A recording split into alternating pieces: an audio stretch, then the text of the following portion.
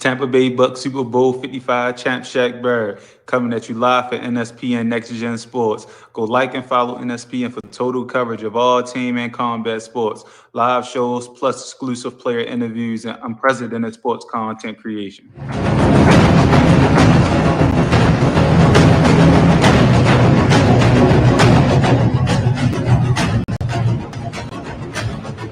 Aren't you loving life in Tampa Bay? Nothing like being defending Super Bowl champs, Stanley Cup champions, American League champions. This is Outkick.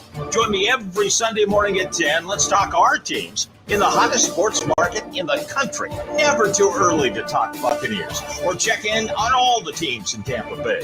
It will be your best hour of sports. The Outkick Show, powered by Guerrilla Marketing.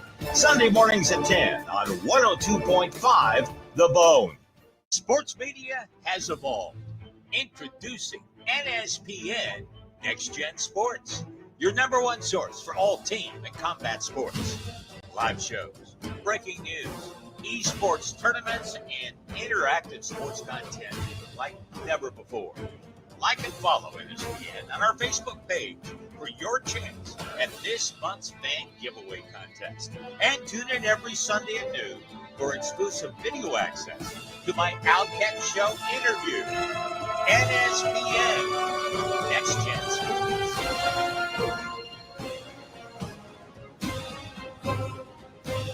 Outkick here. I have to tell you about my amazing pampered experience at Daniela LaCorey Styling Studio. First of all, I love what she did with my hair, but it's the entire experience that truly sets her apart. You walk in and chances are she's playing your favorite music because she cares. She pours you your favorite adult beverage because she cares. It's gone from haircut to a truly relaxing time only at Daniela LaCorey Styling Studio. Haircuts, men and women, full spot treatments, hair color. Get it all with Daniela. Check her out on Instagram at Daniela LaCorey or book her on the Booksy app at ladybarberdaniela.booksy.com. Tell her how Keck sent you and get $10 off your first service, plus neck and shoulder massage. Daniela LaCorey Styling Studio. Outkick here for my friends at Family Lawn, Pest, Handyman, and Housekeeping. I'm all about saving money and saving time, especially when it comes to maintaining my home. These people are 4-in-1. One provider for my lawn, pest, handyman, and housekeeping. I don't have to call 4 different companies, receive 4 different estimates, have 4 different strangers come into my home and write 4 different checks. I simply call Roger and Paula at Family Lawn and Pest. Sign up for a year and leave the honeydews to them. Get a free estimate. Call 813-526-8111. That's 813-526-8111. Tell them Al Keck sent you and get $250 off your first year or 20% off your first month. It's Family Lawn and Pest and so much more. Medical marijuana made easy. See if you pre-qualify for your Florida medical marijuana card free of charge, 100% risk, obligation, and judgment-free with Fast Track Cannabis Clinics of America. You're talking Tampa Bay's #1 choice for compassionate care with business professionals. Discreetly begin your road to relief by dialing 813-358-CARD or visit www.mycannabiscard.com. That's 813-358-2273. And make sure to tell them that Al Keck sent you for $30 off new patient enrollment. Ask about military and senior discounts. Fast Track Cannabis Clinics of America. With uncertainty at an all-time high, securing what matters most has never been more important for your home or your office. Prevent disaster and make life easier. Try a security and home automation system from Alarm Engineers, Inc., Tampa's trusted leader for more than 30 years. State-of-the-art security systems, award-winning monitoring, and now full-spectrum smart home solutions. Alarm Engineers, Inc. has everything your home and office could possibly need and will work with any budget. Book a free security or smart home consultation today. Call 813-948-4000. That's 813-948-4000. And get your first month free by telling them Al Keck sent you. Alarm Engineers, Inc. Hey, Stan Arthur here for the I Love St. Pete Facebook group. If you're a business owner looking to connect with tens of thousands of potential new local customers, you owe it to yourself to get enrolled in our Key Tag Rewards program. Since 2019, we've signed up more than 200 local merchants. Sponsor opportunities are available too, such as our group banner ad and even your own custom key tags. Just go to stpetekeytag.com, get enrolled, and get ready to get busy. stpetekeytag.com.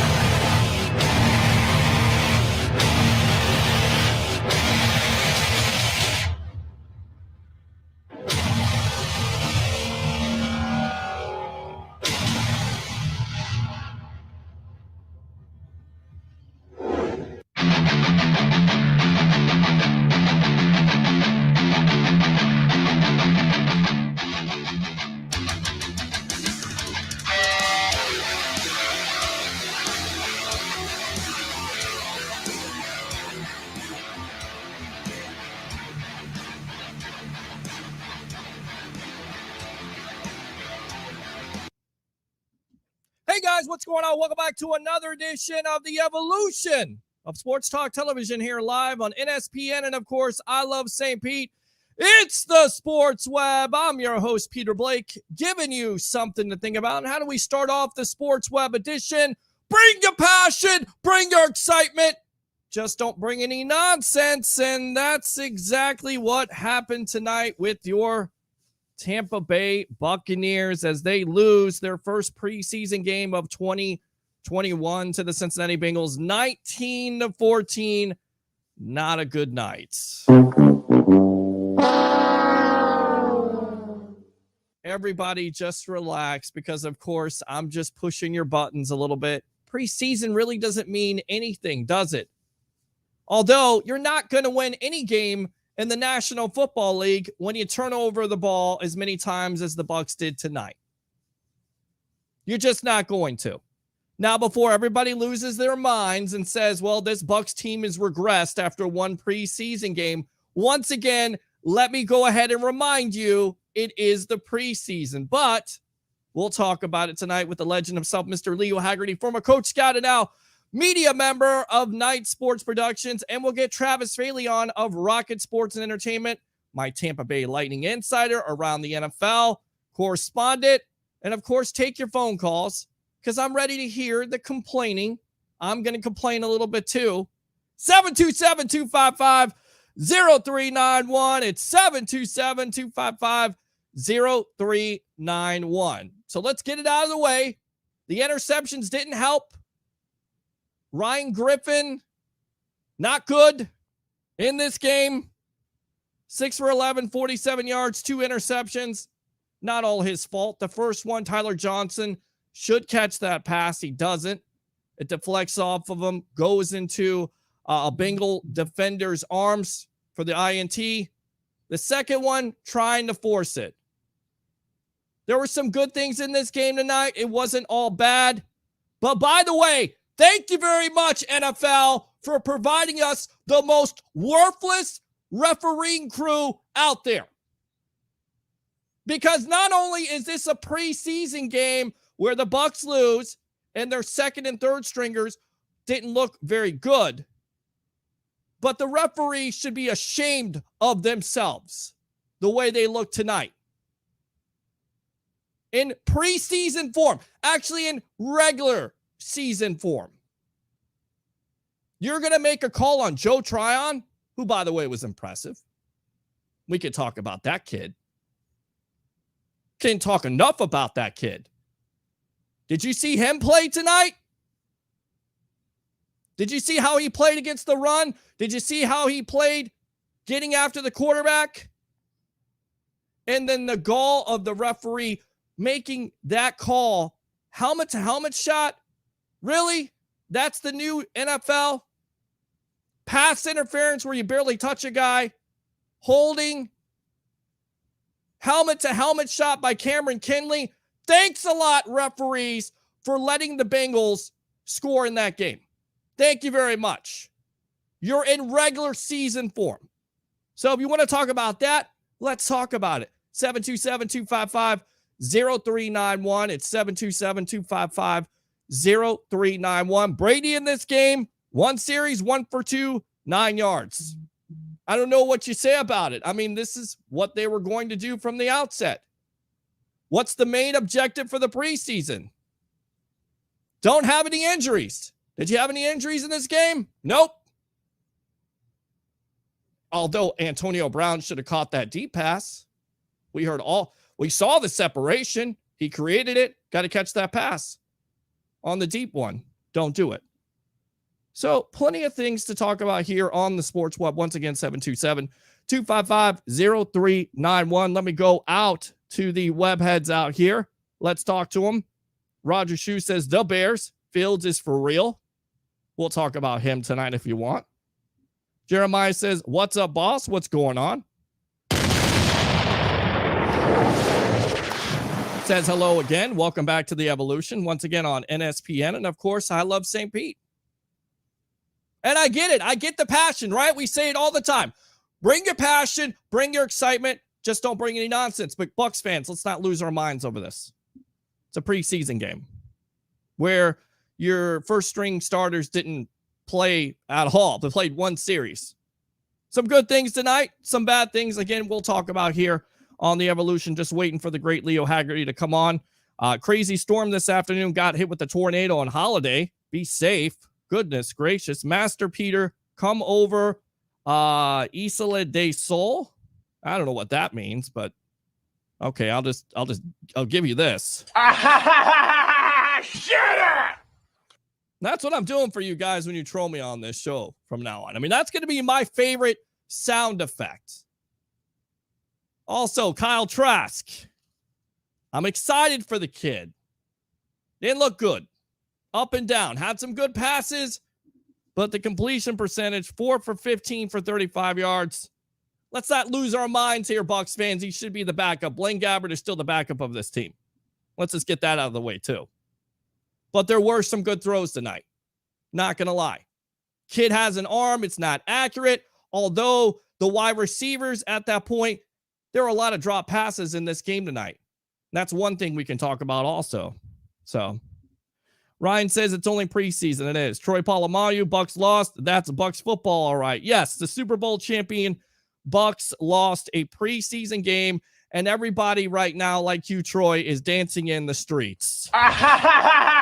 Shut up! Right, exactly. Let's go out to Bucs time 12. Bruce will have plenty to complain about, which is a good thing in the long run. If wide receivers caught those balls, it would have looked much different. I mean, that was the whole emphasis of this Bucs camp. But this was not the first string offense tonight. These are not your starters. So is Bruce going to be upset? Yes, he's going to be upset, of course. He doesn't want this team to get complacent. He wants this team to stay hungry, of course. So, yes, he's going to have some things to work on. But, again, there's some positives tonight. Keyshawn Vaughn really showed out with the touchdown in the first half. Didn't see a lot of Ronald Jones. Didn't see a lot of Leonard Fournette. Good. You know what you got in those guys. You don't know what you got in a Vaughn. You saw flashes of brilliance last year with him. This is the evaluation process. This is where you see those second and third guys. All right, so good stuff there. Misador RG4 has pretty much rode himself out of Tampa unless his decision-making drastically improves. His decision-making tonight was bad. That was not good. Not good at all. In fact, for a guy that's been in the NFL and been on this team for a long time, I think it was poor. Very poor decision-making by Ryan Griffin. Most worthless refs ever. They are. I mean, did you see the call against Tryon? I mean, that kid is impressive. And I get it. People go, well, he played against second and third stringers. That kid played with effort tonight. He's been playing with effort throughout the camp. We heard BA last week rave about him. We heard JPP rave about him, how he's going to do great things. And the kid just doesn't play, to go after the quarterback. He's playing the run too. This kid is going to be something special if they figure out how to use him. He looked pretty good tonight. I was impressed. Tryon is a word, athletic. In a word, athletic. Yes. Tryon in a word, athletic. Yes. Roger Shue says it's a Bucs life. Yeah, how about this? Shut up! How about that? Yeah, it's a Bucs life, a championship life, which you would know nothing about, Roger Shue, because your team hasn't won since 1985. So shut the hell up. I'm counting that as Tryon as a sack. I don't care what the ref says. I mean, and I was, Leo Haggerty is texting me off air, and he's like, is that a penalty? And I'm like, yeah, obviously they called it because it was a helmet-to-helmet shot.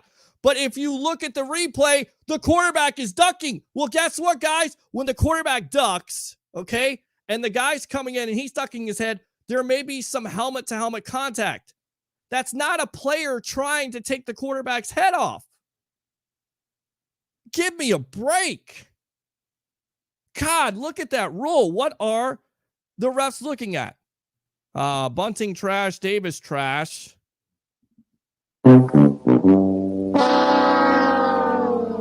I'll tell you who else was impressive tonight. Javon Hagan. I mean, he'll come out and hit you. Friend of the show, by the way. He's been on the sports web before. But the one-handed interception, but hold on to it. Because then that goes back to the Bengals, right?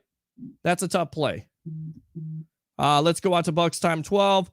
This game totally different from AB or anyone else could catch a pass once in a while. I don't think anybody could catch a lot of passes tonight. Although, you know who showed he could catch still? And he's done this throughout his preseason career for this team, Tanner Hudson. I don't know about his blocking because we heard the comments this week from BA that his blocking has regressed. I don't know how many, tight ends on this team can really block besides a Rob Gronkowski. Let's face it. OJ Howard is adequate. I think he could be better. Cameron Brate, not really a great blocker. More of a pass catcher, Tanner Hudson. Tanner Hudson showed out tonight. So, Bucs time 12. I like the new sound effect. Thank you very much. Appreciate it. Bucs 8-9. That's what I think of you. Shut up! Exactly. Enough of you trolls. It's the Bucs preseason. Buccaneers' next preseason game should be televised. Well, it will be. It will be, Ryan. It's going to be against Tennessee. It was on WFLA Channel 8 tonight. Troy Polamalu, Cup Brady, fire Arians, fire Leftwich. And once again, I know you're trolling me. So we're just waiting for Leo Haggerty to come on here, get on here and talk with us. But I want to get your thoughts tonight. What did you think of this game overall? Pretty sloppy game. Typical first preseason game. Any worries tonight from Bucs fans? 727-255-0391 at 727-255-0391. We talked about Keyshawn Vaughn, 11 carries tonight, 27 yards, 1 touchdown. Thought he was impressive. Let's go out to this comment. Peter, my friend, long time, hoping all is well with you and yours. Go Bucs, absolutely. Let's go out to Richard Taroka. Disappointing as the starting Olel allowing a sack on the first drive. You know how you know it's the first preseason game? Tristan Wirfs gives up a sack. He gave up 1 the whole year last year. So it's a preseason game. Everybody kind of just, once again, needs to relax. But that is a disappointing factor. It was. Reginald Gray, Joe Tryon penetrated on almost every play that I saw tonight. He was impressive. And the other guy that we were kind of talking about, besides a Tryon and a Kyle Trask, who wasn't very good tonight, but of course his receivers didn't necessarily help him out, Jalen Darden. You could see when they get this kid out in space what he can do, that he's got that second gear. You saw it tonight. So I wonder how much he's going to be incorporated into this offense. I really do. Let's go out to Reginald again. Terrible call on Tryon sack. Yeah, I don't know what the refs are looking at. I honestly don't know what they're looking at that point. Have no idea.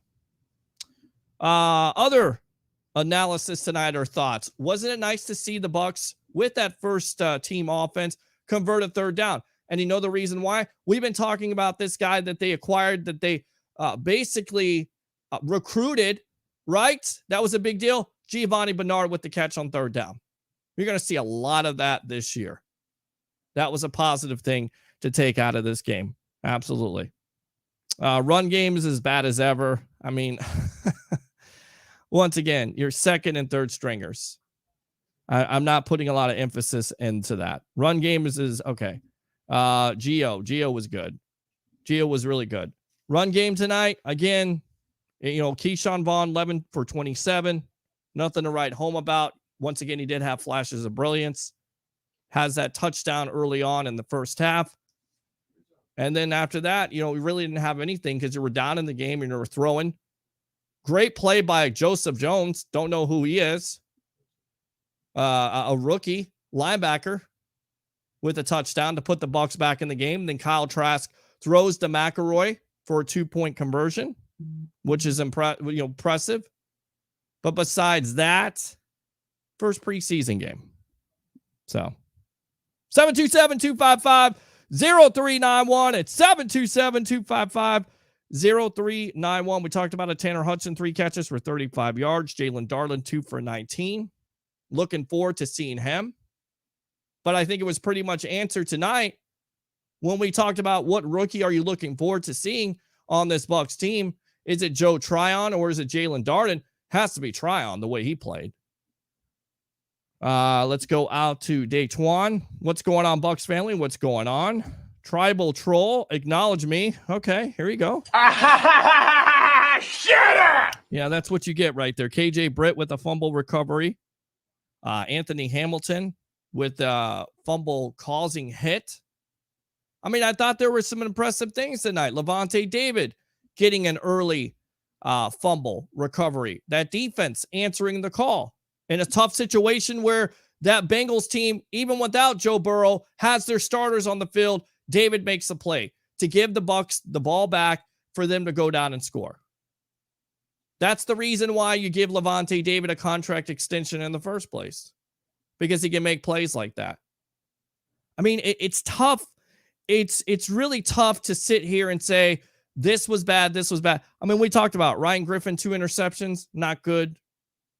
Some of the tackling in this game, not good, but more than likely some of these players are not going to be on the team.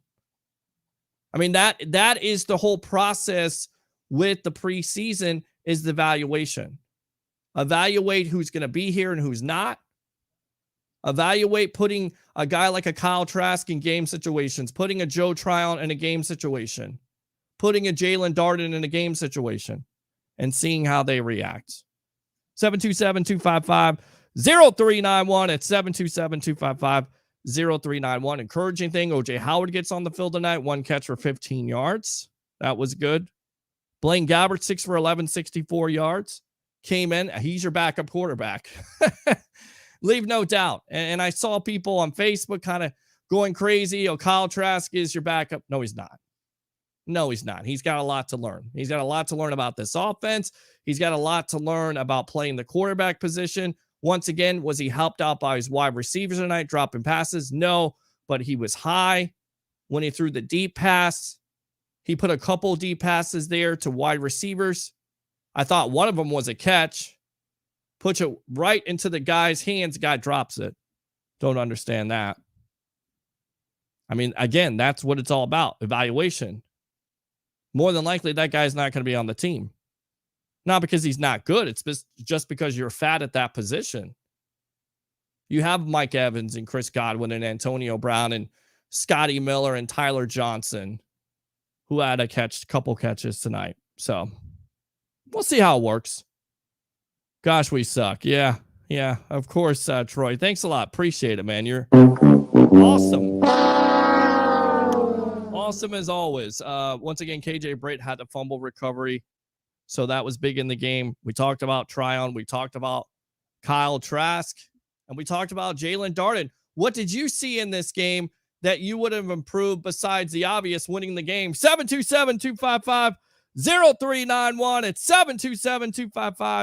0391. Just waiting for Mr. Leo Haggerty to come on here and give us some analysis. So let's go ahead and call Mr. Leo up. What's going on, Christopher Cole? Welcome to the evolution of sports talk television. As he was at the game tonight, and we'll talk with him. I think we got him. Your message for. Well, I guess we don't got him. I guess we don't. So, I mean, besides that, I mean, you got to play better. Obviously, you can't turn over the ball the way you did tonight. I would want to see the first string offense more. I want to see the starters more. Obviously, of course I want to. But you saw him for one series, so I don't really know what you take out of it besides the fact of, once again, what's the objective? Keep your starters healthy. That's what the objective is. So let's go out to Ryan. I don't see the game, but it's still only preseason. Oh, you didn't see the game? Well, yeah. Well, lucky for you. I mean, again, there were some good things tonight. Wow. You know, going back to Javon Hagan, we've had him on the show before. I thought he was impressive tonight. I thought he played well. We've heard about Ross Cockrell, who's playing the safety position. I didn't see a lot of plays tonight from that Bucs defense they were giving up. I didn't see a lot of long plays that Bucs fans should be concerned about. But once again, your first team defense wasn't on the field that much either. So, again, somebody says he's taking a nap. He may be taking a nap. Who knows? So I tell you what, let's call somebody that I know wants to talk about this team really quick. This is what happens when you're doing something on air. Any preseason game is good if no one gets hurt. Exactly. So we'll call this special guest. Let's see if we can get him on. And if we can't get him on, then basically we'll just keep on reading your comments and we'll talk around the NFL about what happened today with some of the players that we're kind of looking at. Quarterback like Justin Fields. Wow. Can't get anybody on right now. This is crazy. Oh. Please leave your message. No, nobody wants to answer the phone. That's what happens. 727-255-0391. It's 727-255-0391. Bucks time 12. Yeah, any preseason is good if no one gets hurt. I mean, that's the key. That's the key comment right there. Nobody gets hurt in this game. You're good to go. No major injuries. Good to go. We knew what the story coming into the game was, that Tom Brady was coming off of surgery, so he may not play that much. That's why when BA made those comments, people were like, oh, how was he going to play? Half? Nah. We heard from Leo Haggerty himself. He said, maybe I'll play a series. That's what he did. No need. You know what you have in your first team offense. You understand it. You know. Let's go out to Christopher Cole. What's your thoughts on Griffin? Not good. Not a good game. I mean, 6 for 11, 47 yards. Was he helped by his wide receivers with some drops? Yeah. But his decision-making tonight was not good. Not good at all. I don't think Tyler Johnson helped him out on the first interception. But the second interception, you're trying to force it into a window that you should know better to do that. I get it. You're trying to make a play, but, maybe take the check down or just eat the ball at that point. So, yeah, those are my thoughts. All the post-game press conferences are going on right now. That's why no one can get on the phone. To your point, I didn't even think about that, to tell you the truth. Let's go out to Troy Polamalu. King Troy, you play to win the game. Yeah, I get it. But honestly, Bucs fans, are you going to remember this when the season starts versus the Dallas Cowboys? I mean, honestly, are you going to remember it? More than likely, you're not. I don't even remember who they played in the first preseason game last year. Who did they play? Did you remember it? I didn't. 727-255-0391 as the Bucs lose to the Cincinnati Bengals 19-14 in the first preseason game for 2021. Live here on NSPN, and of course, I love St. Pete. Going around, once again, Joseph Jones makes a pick six. Linebacker that you've never heard of. Maybe we need to take a look at him. Let's see here. I don't know what's going on. I got a text here from somebody. Let's see if we can get somebody else on here. Hold on a sec. Let's get this guy on. Let's see if we can get him up. So, and right now what you're watching is the edition here, the late edition after the Bucs lose to the Cincinnati Bengals, 19-14 here on the Sports Web Live on NSPN. And of course, I love St. Pete's. Let's go on. I fell asleep again. Oh my gosh, you fell asleep. Here you go. Travis Bailey of Rocket Sports and Entertainment. Welcome to the evolution. I cannot get Leo on the line. I guess he's doing press conferences. But you watched the game tonight. What were your thoughts on this Bucs loss to the Cincinnati Bengals 19-14? Oh, I definitely think that there was some positive things going on tonight in the game, and from what I've seen and what I can remember. Why don't I do this, people? Let me grab my my house phone. I'll call you back in 2 seconds, because if I don't pick up that phone, that we're gonna drop and we're gonna have echo, and it's gonna be a bad call. So give me 1 minute and I'll grab my other phone. All right, sounds good. There you go. Travis Bailey of Rocket Sports and Entertainment will be on with us. We'll be getting his thoughts on it. I've given you my thoughts on it. Again, I don't make a big deal about it. I will make a big deal about the refs. They sucked tonight. Out loud. They sucked. Oh, no! We suck again! I mean, seriously. The Joe Tryon call was ridiculous. The pass interference call was ridiculous. The helmet-to-helmet call on Cameron Kinley, who I know a lot of people are looking at, that was ridiculous. How do you stop yourself? It's the National Football League. What are we doing? I get it. We're all trying to be safe here, but come on. Let's use some common sense here, refs. Terrible. I hate it. And it was inconsistent tonight because they're not calling it both ways. They're not. Peter, let that man sleep. I was into the game unlike previous years because of the backup players. I mean, again, you were looking at some things. We talked about it, Bucs fans. Who are you looking forward to as a rookie player? Joe Tryon, Jalen Darden, Kyle Trask. Kyle Trask sees some series. You know, not really able to put together consistent drive. Again, 4 for 15. Nothing to write home about. Nothing. So, refs cost us badly for sure. These guys are not answering but sleeping instead. They're not real Bucs fans. Well, they're workers. I mean, they work all the time just like I do. I thought some of them were going to be on. That's the reason why we have the open phone line. So you can call up 727-255-0391 and 727-255-0391. You are such a troll. You know that, Troy? Troy Polamalu, you and Roger Shue, both of you guys. Let's see. Even Leo knows they suck. All right. Well, Shut up! I gotta say that. Just keep on. I don't want the preseason to be easy for the Bucs anyway. They need to stay humble. I mean, that's been the whole key to this, right? That has been the key for this whole season, because you re-sign all your starters in free agency and you have a good draft. Excuse me there.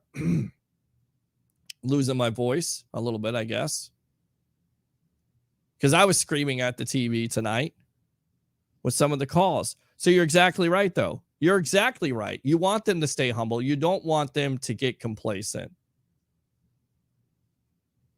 You want them to have some adverse situations, because a lot is expected of this team. And there'll be a lot of fans tonight that will say, you know what? They lost this game. Man, this is not a good omen. I'm like, preseason. Mom looked at me tonight watching the game with her. She comes down and visits. There's no way they're going to lose this game. I said, relax. She said, oh, I know what you're going to say on the show. You're going to say it's just a preseason game. And she's right. Because I can hear the fans right now. Oh, my God, our defense stinks. By the way, they barely played in this game. All right, I don't know who the hell this is. I'm going to go out to them. I don't know if they're a troll or not. It says new customer. Welcome to the evolution of Sports Talk Television. What's your name? Where are you calling from? I'm calling from St. Petersburg, Florida, my friend. What's going on, Travis Faley of Rocket Sports and Entertainment? It says new customer, so I don't know what the hell that means, but your thoughts tonight on this Bucs loss versus the Cincinnati Bengals 19-14, the first game in the preseason for 2021. Well, my first observation is it's going to take some time getting used to these new numbers.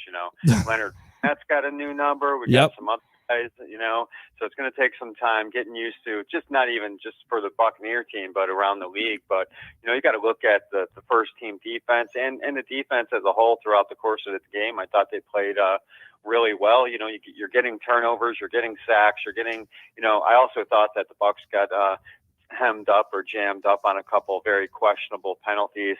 Definitely the pass interference call. Pete, you're gonna see some things in preseason that you're gonna take positives and negatives. It doesn't matter what the score is going to show. So as far as everything, Brady got one series in. I'm sure the fans were happy about that. Sure. We'll see how the next couple games go, but. Pete, also, I was thinking, this Buccaneer team, there's no way they're going to carry 4 quarterbacks. And no.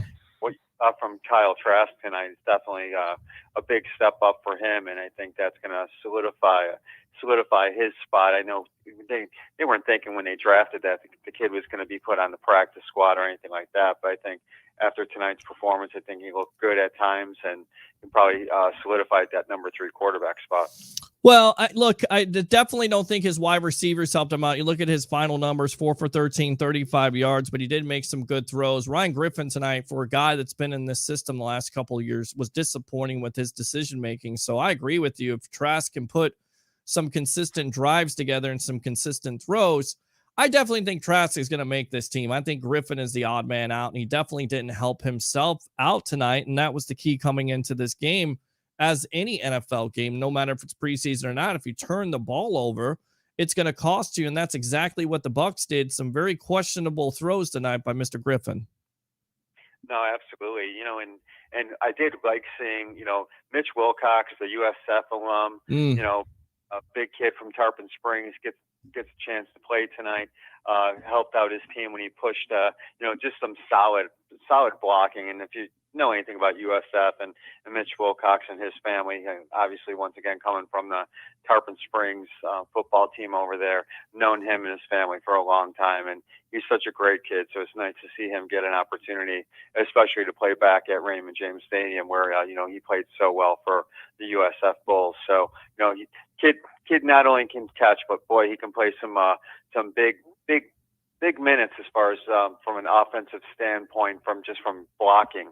He could make this Cincinnati team just from being able to be a strong blocking tight end. So, good luck to Mitch and with the Bengals and with his family. So, hopefully we'll see him starting for the Bengals at some point and keep his position. So, but Pete, it's the first game of the preseason, and granted, they only have 3. I did like a lot of what the Bucs did tonight. They did get some good offensive line work again, except for the fact when Brady got taken down on that big sack. So right, by Tristan Wirfs, of all players, who only gave up 1 sack all year long. So that's what I was telling Bucs fans coming in.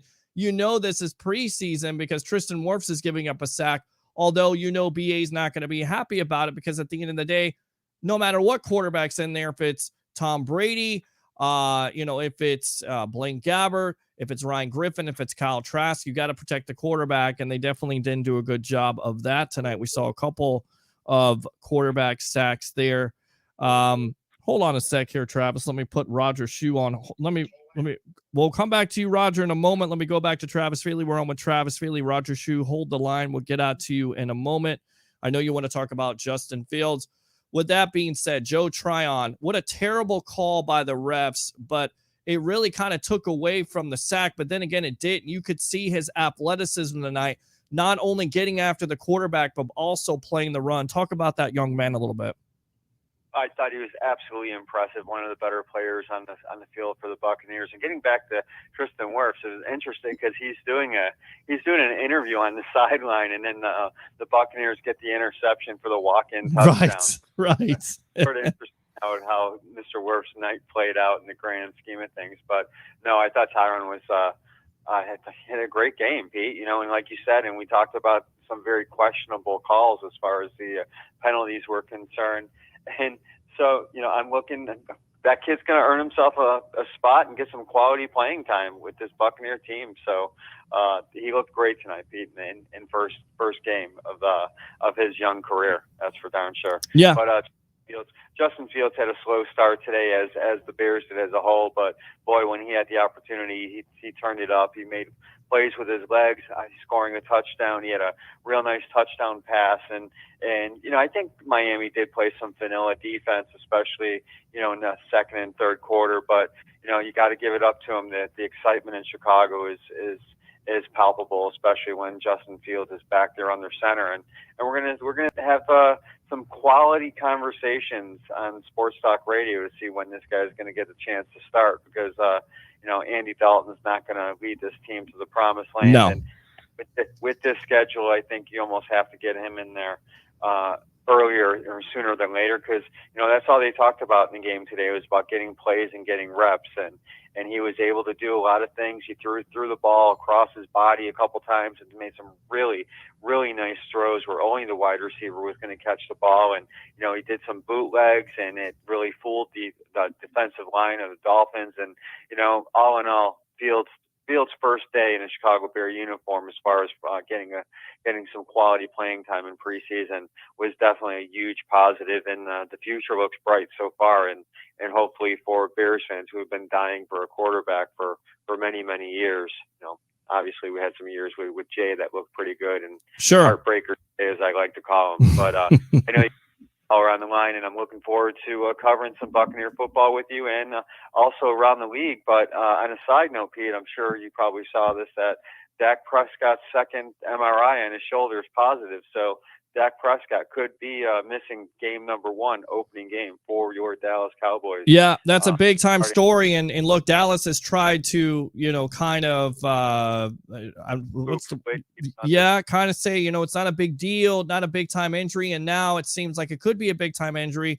And here's a team that signed him to a big time contract extension. So now, who's the backup quarterback for the Dallas Cowboys? I'm not even sure what his name is at this point.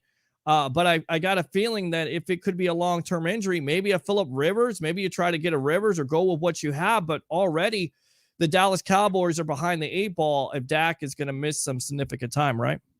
Well, there's no way that they're going to go after Phillip Rivers, because if Phillip Rivers wanted to play, then he'd be on Indianapolis right now with the situation that's going on in there. And granted, they're thinking that the injuries to Wentz is going to be going to come back a lot sooner than expected, but still, if that opportunity was there for, Rivers to come back, he would do it instead of having to go learn a whole new system with Dallas. So, if the Bears thought that Dalton was ready to go in this injury, not Dalton, if Fields was ready to go and we're going to give him that spot, they would keep Foles as their backup and maybe move Dalton back. But I just can't see it, because Dalton knows the Bears' offensive system at this point, because he's under Bill Lazor in Cincinnati.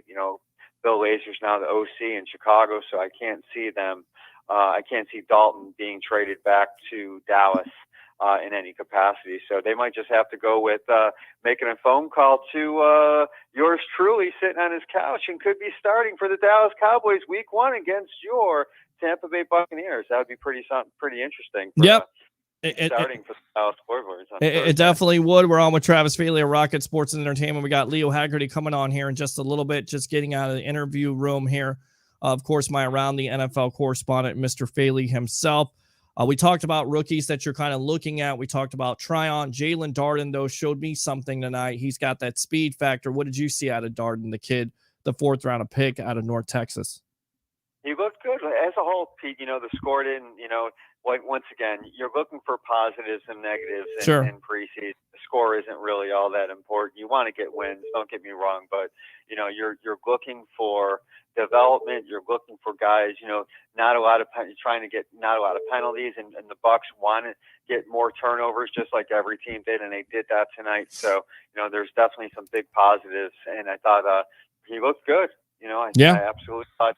Some of these guys really shine tonight, and that's some of the big things that you got to take away tonight is the positives. Sure. Grant, yeah, you're going to have some negatives, but you really look at the positives of some of the young players on this team, and they stood out. But, really looking forward to hearing what Leo had to say. Leo's on ground zero out at the game tonight, so looking forward to hearing what he had to say. Leo is the best in the business when it comes to covering the Buccaneers for its sports and for you and the outlets. So absolutely. Looking forward to hearing. I'll get off the phone so you can get your other guys in here, Pete. And wow, can't believe it. Football is here, and it's going to be looking like a pretty fantastic season. And Bucs could catch a huge break on that opening game on Thursday, where the NFL can't be too pleased if Dak Prescott's not under center for the Cowboys in Week 1. Agree. Travis Faley of Rocket Sports and Entertainment, thanks a lot for your time. Once again, my Tampa Bay Lightning insider, and of course, around the NFL correspondent. And don't worry, we got a plan here at NSPN. You're going to see a lot more of Travis Faley and his face here on the evolution of Sports Talk Television. Thanks a lot for your time, boss. All right? You're welcome, and that's right.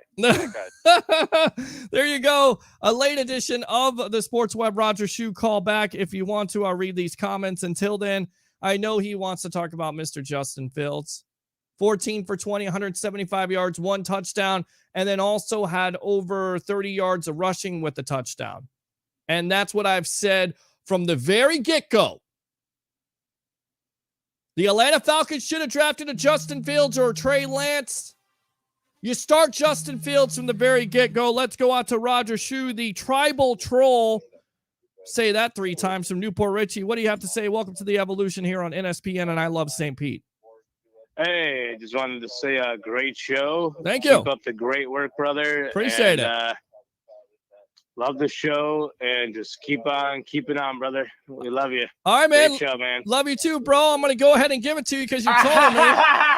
Shut up! All right, Roger Shoe. Appreciate you. I am the tribal troll, the tribal chief, the head of the table. All right, man. Thanks a lot for the call. Appreciate you, all right? All right, let's go out to Sean, the Sports Don. Of course, my former co-host from a radio station in a galaxy far, far away. Sean, what do you have to say about this game tonight as your Tampa Bay Buccaneers lose in 2021, 19-14, their first preseason game to the Cincinnati Bengals? Welcome to the Evolution. I mean, what do you want me to say? Well, first of all, what's going on, Spy? It's going good, man. I've been trying to call everybody tonight. Everybody's like, oh, I'll get on your show. Call everybody. Everybody's like sleeping or answer machine. Leo just hits me up. I didn't even think about it because we're back to normal again.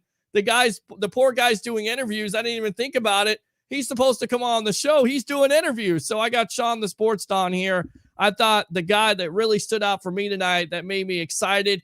And let's just get it out of the way. If you don't know Sean, the Sports Don, first, he's so fresh and so clean from Outcast. That's his intro. And then on top of it, he's a defensive guy. Mr. Tryon tonight. How impressive was that young man? Well, if you remember a couple of weeks, or maybe it was probably last week, last time I was on your show, you asked me which rookie would I be more interested in watching, and I told you that's the guy. Right. 1, because I am a defensive guy, but 2, because Darden, even though I know we featured him, he has so many people he has to get in front of before we depend on him. We're going to have to possibly depend on Tryon. And if JPP gets hurt or Shaq Barrett gets hurt, I need to know he can come in and play some good football. If they don't get hurt, I need to know when they sit down and take a rest, can he come in and play good football? And obviously he's shown you that. That's what they've been telling you all preseason. So I was happy to see when the lights came on, he showed up as well. So that's what I'm happy about. I'm going to tell you somebody, Nelson needs to come on, because I swear I have never really seen him do anything. I haven't seen him do anything either, and I'm disappointed. I was an Anthony Nelson guy, and I didn't see a lot. I saw more from Joe Tryon, not only get after the quarterback, but also play the run. He seems like he's a JPP type of guy. He's got the same type of body. He's playing the same way. He's got the same type of mindset, and I think JPP kind of foreshadowed this a couple of weeks ago. This kid is going to do some great things. I thought it was completely ridiculous how he got that penalty. That's not a helmet-to-helmet shot. What are the refs looking at tonight? They were absolutely atrocious. Okay. Well, I mean, obviously, I don't agree with that hit either, but I will just temper the fans and you too as well. No. Let's not go and talk about the refs and how bad they are. I've been telling you a long time, the refs has always been bad. I remember when we first had our show, I was telling you, remember how y'all were mad at the replacement refs we had? Like, I Yeah. can't wait till we get the real, and then you got the real refs back. You was still mad. We Look, had the that's replacement gonna- refs tonight. They Listen, were my putting on a point- show my- today. No, my point is this, championship teams, I've never heard them complain about the refs. When the season is over, I never hear the ref complaint come up. So what you have to do, and I play sports, you can't let the refs get into your head because they're humans too. They're gonna probably make some bad calls. But what you can do is you can control what you can control. And what I saw today, I saw a young man, Hayden, get an interception, fumbles the ball out while he's running. Not really too mad at him. Got excited. I've seen players in the NFL do that all the time. Sometimes run and the ball go out. Sure. But the very next play, he had an opportunity to tackle somebody on a screen pass Misses for a 5-yard loss, Misses the tackle. and he did not wrap up. Nope. And that guy goes and get a first down. And on that same drive, that's when Tyron got his pass interference his helmet to helmet hit call. And then I think Dean also got a questionable pass interference. Very on that. questionable. So if you get the interception, you don't fumble the ball, or if you get that play where you give them a 5-yard loss, maybe the momentum still stays on your side and we don't give up that score. So those are the type of things I'm talking about. Let's control the things that we can control. We don't have to worry about the refs. Ryan Griffin, both of those interceptions were egregious to me because of the fact that, one, you are a guy who's played in this league 8 years. Now, you may not have a lot of starts, but Right. you've been in a lot of training camps, you've been in a lot of offense, and you've been with this team for a very long time, and you've been in this offense for 3 years. I expect you to make better reads because what we're trying to do as a coaching staff, we're trying to evaluate all these other players, and if you make the right reads and allow this guy to go and do his job, then we are in a better place because the Bucs have the best number 3 wide quarterback because a lot of teams have undrafted guys doing that, or guys that's 2 years in the league, 4th, 5th round picks that are second year in the league. And I expect him to go out there against the 3rd string team and look more like a Joe Montana. Maybe not because you're going to start or be our backup, but I need to be able to evaluate these other players. He did not give us a chance to do that. No, he definitely did that. We did not do that tonight. We're on with Sean, the Sports Don, my, of course, co-host from a radio station in a galaxy far, far away here on the Sports Web Live on NSPN. And, of course, I love St. Pete. Once again, I'm your host, Peter Blake, giving you something to think about. I thought Griffin could be the odd man out. And, of course, I know you didn't agree with the Trask pick. What did you think of him tonight? Kind of up and down. His wide receivers didn't help him out. He was airing out the ball, had a couple pretty passes that weren't necessarily caught, or one guy was out of bounds. I mean, what was your evaluation of Mr. Trask tonight? I mean, the guy went 4-15. Right. So right. I'm not going to blame it all on the wide receiver. I agree. One of his first plays, he had a guy wide open. He overthrew him by 3 yards. Now, Right. He got a great arm talent. We saw that. I will give him credit for he was a little bit poised in the pocket, and things of that nature. But he also has to learn, because there was one pass he had to Mickens that if he put more air under it, Mickens could have ran under it, but he didn't. It was more of a flat line. And Mickens couldn't get to the ball. So he's going to have to learn that. He's going to have to learn the speed of the game. What I learned from him today is he is a second-round rookie who I am not going to say is the heir apparent, and I'm not going to say he's not the heir apparent. Right. But I'm going to say he's a rookie. Let him continue to play, because right now I have nothing to say bad or good about him, but there's some teachable moments in there, which I'm sure the Buccaneers will definitely do. Absolutely. And we talked about Blaine Gabbert tonight. Good drive from him. Keyshawn Vaughn, 11 carries for 27 yards, 1 touchdown. What did you see from that young man? I saw someone who ran hard. Yeah. And I think if I'm a Buck coach, I'm excited about what he could possibly bring to this team in case of an emergency, meaning one of your top 2 or 3 backs go down. Sure. But he still only ran for 11 carries for 27 yards. So that may be on your offensive line because you were in the backup. So I can't really say what he would do if he was behind that first team offensive line. Maybe those holes will open up a little bit more for him. So as a coach, I'm looking at that young man and I'm saying, you know what, you ran hard. I will take that. And now let's try to coach up these other guys, because we may call on some of these offensive linemen to have to step up, and we need them to be like Stinney was last year. And I have no doubt. I think they like that guy named Leverett, the left tackle, or Yes. that the guy they're playing. They like him. So, I was interested in watching him play. See, for me in preseason, I don't necessarily watch the conclusion of the play. I like to zero in on certain players at certain times just to see if they do their assignment. Correct. And that's what the team and that's what the coaches are going to look at. So a lot of the stuff you guys saw today is smoke and mirrors. You can't be too excited about it.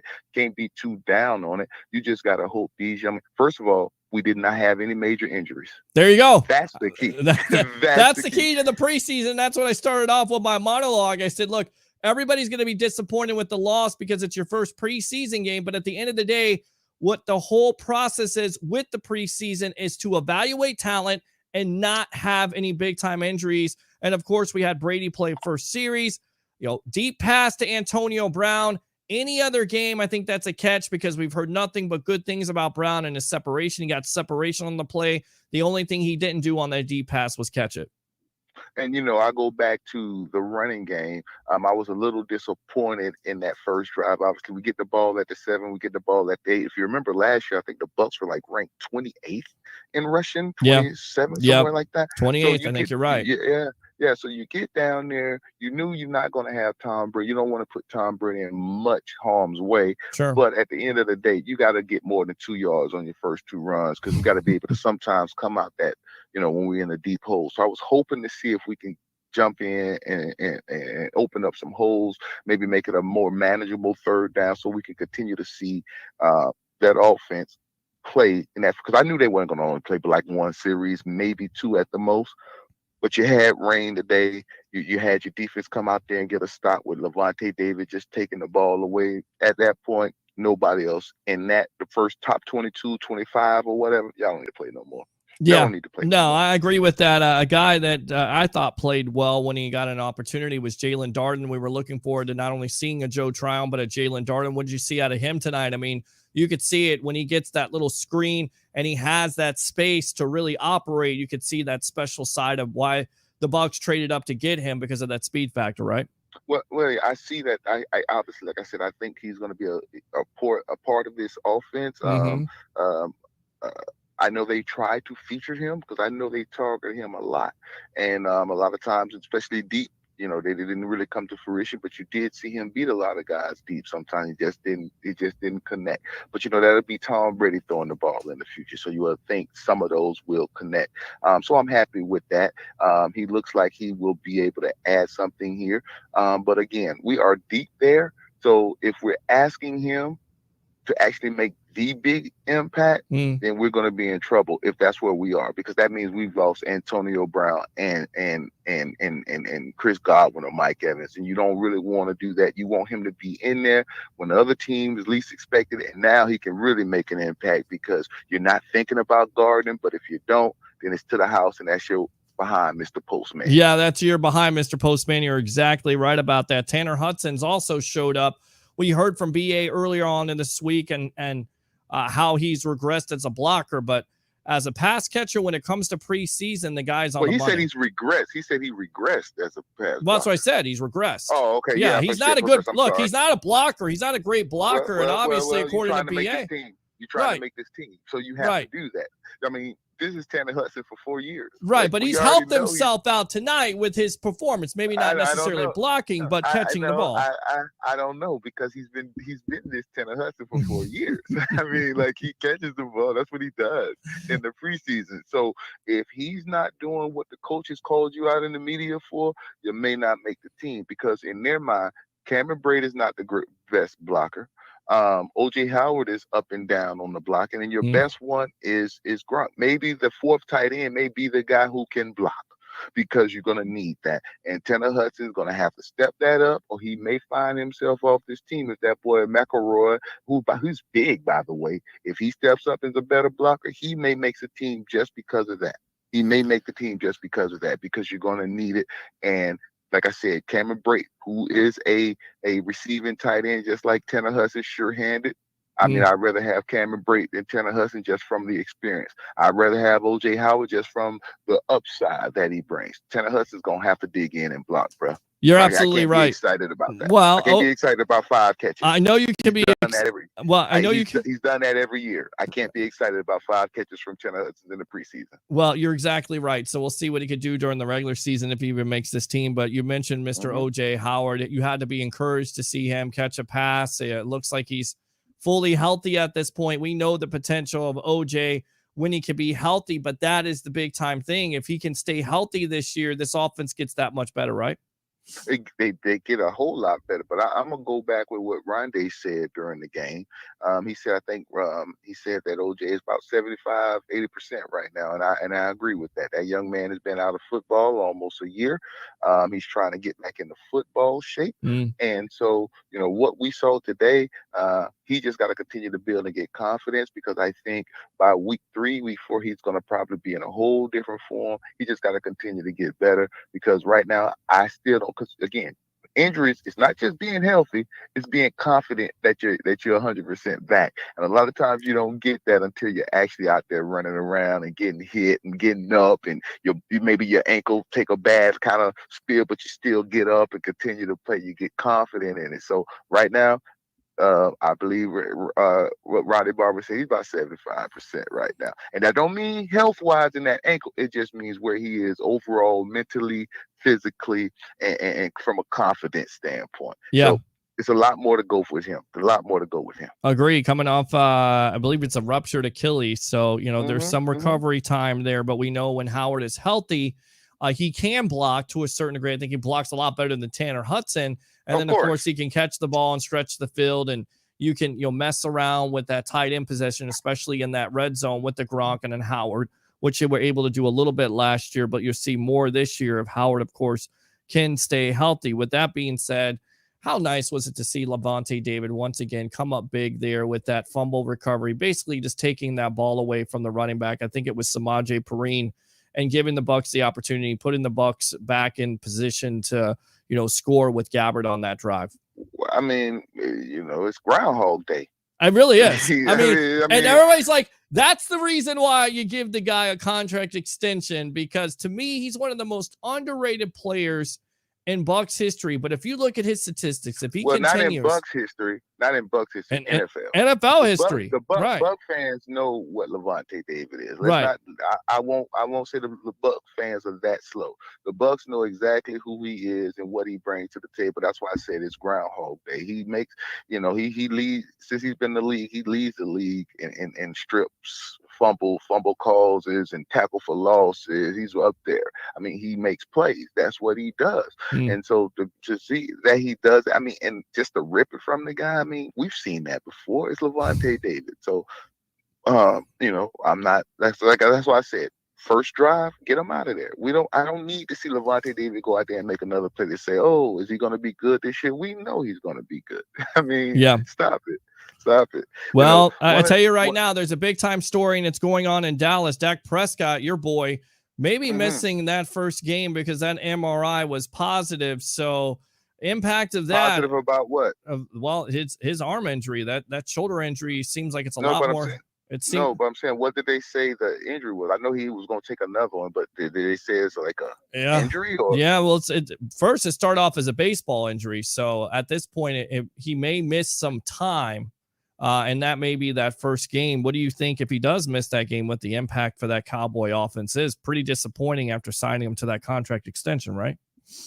Well, not really. I mean, obviously, missing the first few games, and you're talking about you sign somebody to 5 years, you just hope that his shoulder heals and he'll be able to come back out there and play later. Right. I mean, missing the first few weeks, whatever it is, whatever. I don't know, because I got to go back and look at that. So I know he was taking a new MRI today. I didn't hear any results from it. If it's anything that he needs surgery or whatnot, if it's just something he needs time on.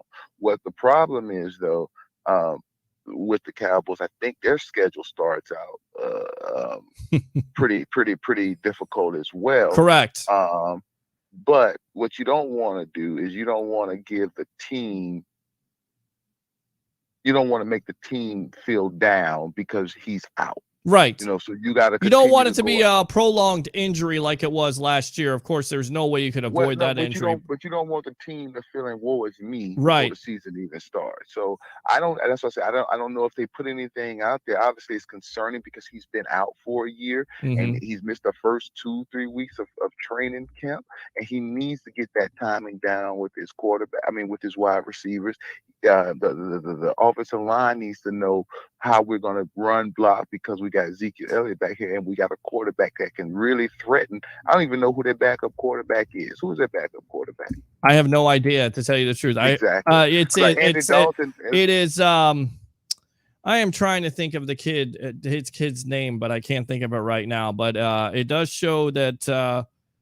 Let's see here. Cowboys quarterback still on track for week 1 after second MRI, but again, okay, so he's still on. They're track. still healing. It's still healing well, but yeah. So, and I saw, they're not really letting him throw. I think he threw for like 20 minutes before the game today, with some wide receivers. So that's a good. I feel like he does have to see some time in the preseason, but that's the problem. He definitely does. That's the problem, though. If he's not healthy. How can you get him those reps if there's some type of, and I get it, there's some danger of a quarterback always getting hit, but at the end of the day, you don't want again this to be a prolonged injury. So you playing him. I could say this: whoever, if they would rather start Dak Prescott without any preseason reps than whoever they probably got behind him game 1. You know what I mean? I really believe that's what they'd rather do. And if he can start throwing at practice, but they just don't play him in the game, I'll take that over putting him in a preseason game and where he can possibly re-injure that shoulder because the greatness of Garrett Gilbert, who used to play for the Orlando Apollos, who he performed well. Right.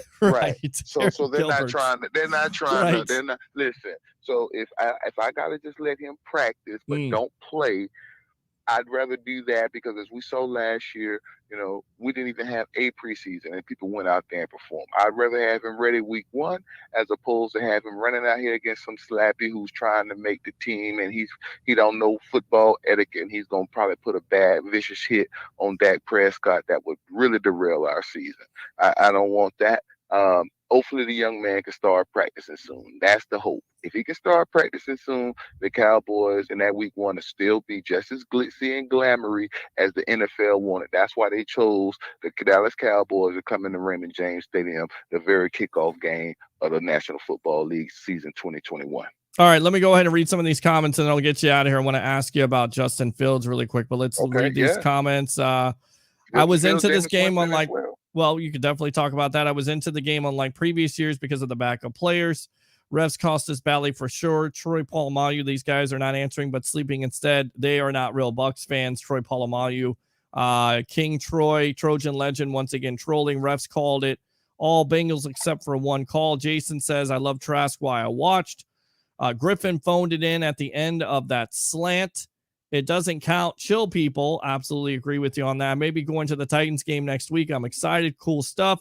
Christopher Cole, 0 for 4 in the preseason, 20-0 in the regular season. I like it. Griffin gone now. I mean, do you think with that performance tonight, he was already on the hot seat, but with that performance tonight. Well, Griffin wasn't going to make this team because of the fact that they already told you, like fans gotta like start learning how to read the tea leaves. When your coaches told you that your backup is Blaine Gabbert, whether or not we like it or not, that's your backup, okay?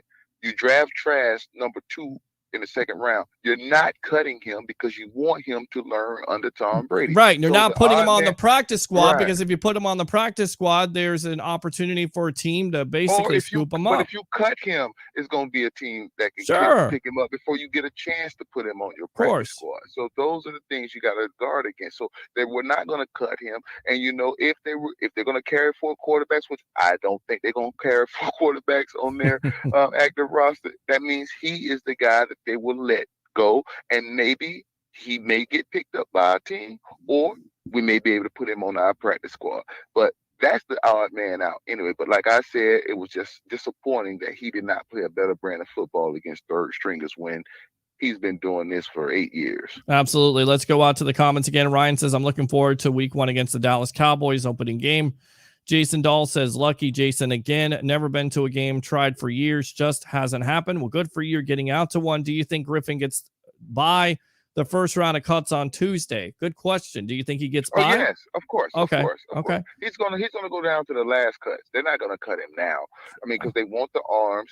They want to be able to let Kyle Trask play against the four stringers. Don't put too much stress on him right now. And you want the arms in training camp. There's no need to cut your quarterback because you don't want Tom Brady throwing more passes than he needs to. You don't want your backup Blaine Gabbert throwing more passes than he needs to.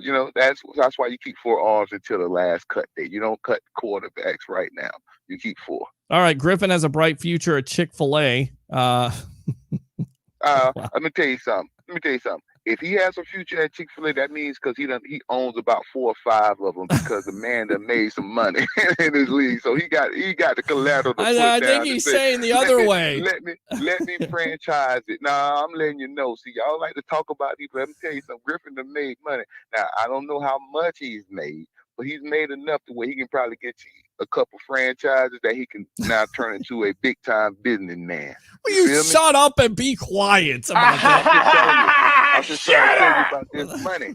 I'm telling you about this money. Let me tell you something. I wish I could be a third string quarterback and make my $800,000. Is that not the best job of all time? You kidding me? I mean, honestly, when people say that, it's just like, oh my gosh, watching the best. Go ahead. Come on now. I mean, he's played, 8 years? I mean, he's been with the Bucs like 8 years. So he was here the whole time Jameis was here, right? Sure. So he's been here. So he on 8 years. So let's just say he's made, and I know when we re-signed him, we had to give him a little bit more money because of how the thing is or how the contracts go and whatnot. But I can guarantee if he made $800,000 every year for 8 years, I mean, he's made millions. Sure. He got enough money to get a franchise somewhere. He can do something. He can do something. Like, I ain't mad at it, bro. Give me $800,000. Hell, give me $800 right now. I'm telling you, you need some money at this point. The frugal one here, Sean, the sports don on the evolution of sports talk television. Go out to Sandra Nagel here, my agent, and of course my beautiful mother, watching the best sports talk show in the Tampa Bay area, the Sports Web with I Love St. Pete and NSPN. Guys, it's 12:06 at night, and she's watching this show. That's just awesome. I love how she's a champ. She is a champ. Tryon was being held on a lot of plays. Did you see a lot of that too? Again, guys, don't listen. Stop complaining about the refs. I'm gonna tell you what I mean by that. We won the Super Bowl, right? Yeah. I guarantee you, since we won the Super Bowl, we have had, as Bucs fans, we've had to defend the Bucs and the refs at least 25 times since that Super Bowl. Because I know we've all talked to somebody and said, well, the refs helped you. Okay, listen, the offense has 75 plays to make some plays. Defense got 75 plays to make some plays. 1 or 2 bad calls shouldn't dictate whether or not you win a game. It's what you do. Are you on top of your game? Are you doing what you're supposed to do? That's why I don't really get on refs. I don't. We go all the way back to the 1999. I had to because I was watching this game tonight. It's a preseason game. I get it's a preseason game, but come on, that's your job. Do your job. Listen, 1999. Yeah. The Bucs, we all talk about that Bert Emanuel catch, and wow, that's a bad thing. And listen, I was pissed off too, but if you always go back and look at that game, you remember the very first drive, we get an interception, we at the 5-yard line. Steve White. Yes, sir. We don't put up 7. I remember some friends I was watching the game with said, man, I feel like we slipping, that we didn't get that 7 points right there, and because we playing against the Rams. Now, if you just go through that game, we kicked another field goal. So let's say we got that 7 and we get that field goal. We up 10. I mean, we got 10 points.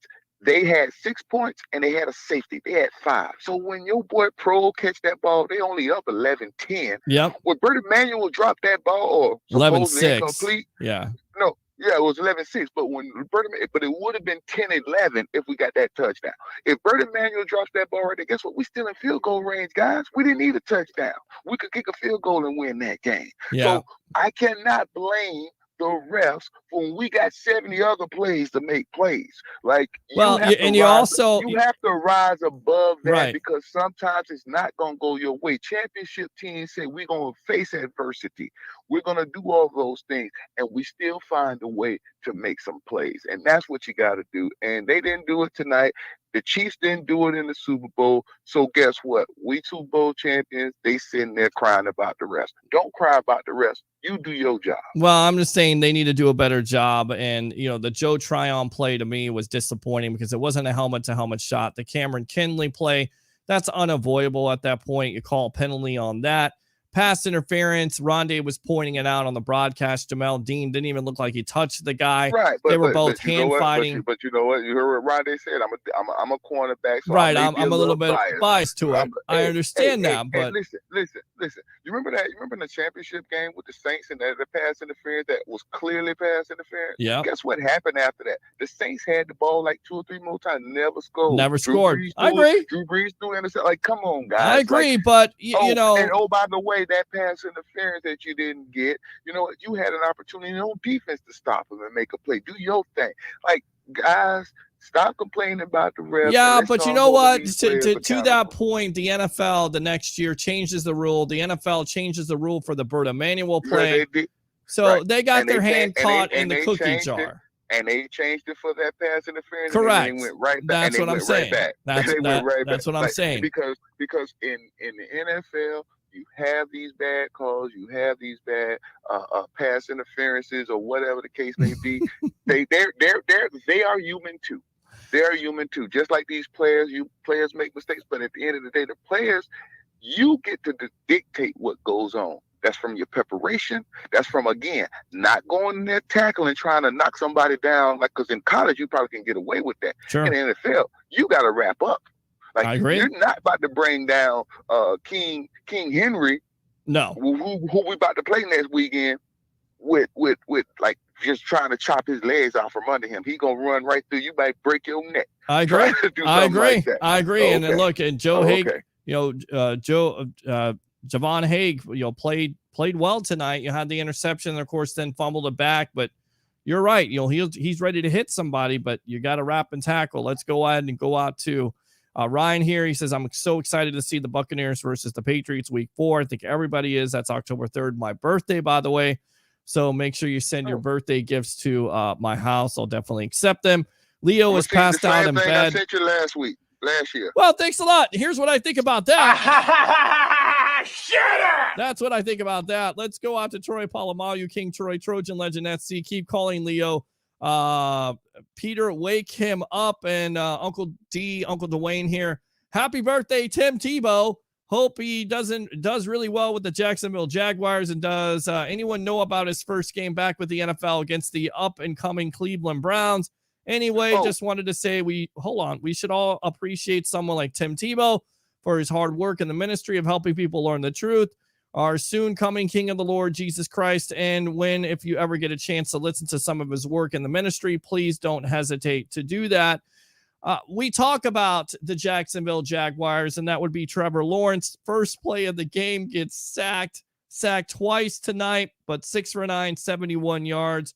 Did you watch him? Did you see about him? I mean, a lot of expectations about, for Lawrence to be successful there. And of course, Urban Meyer and Tim Tebow, but it's not necessarily going to be so successful, especially at first. I won't say that. I think the young man has an opportunity to go out there and give me the same. Well, that offensive line's got a block.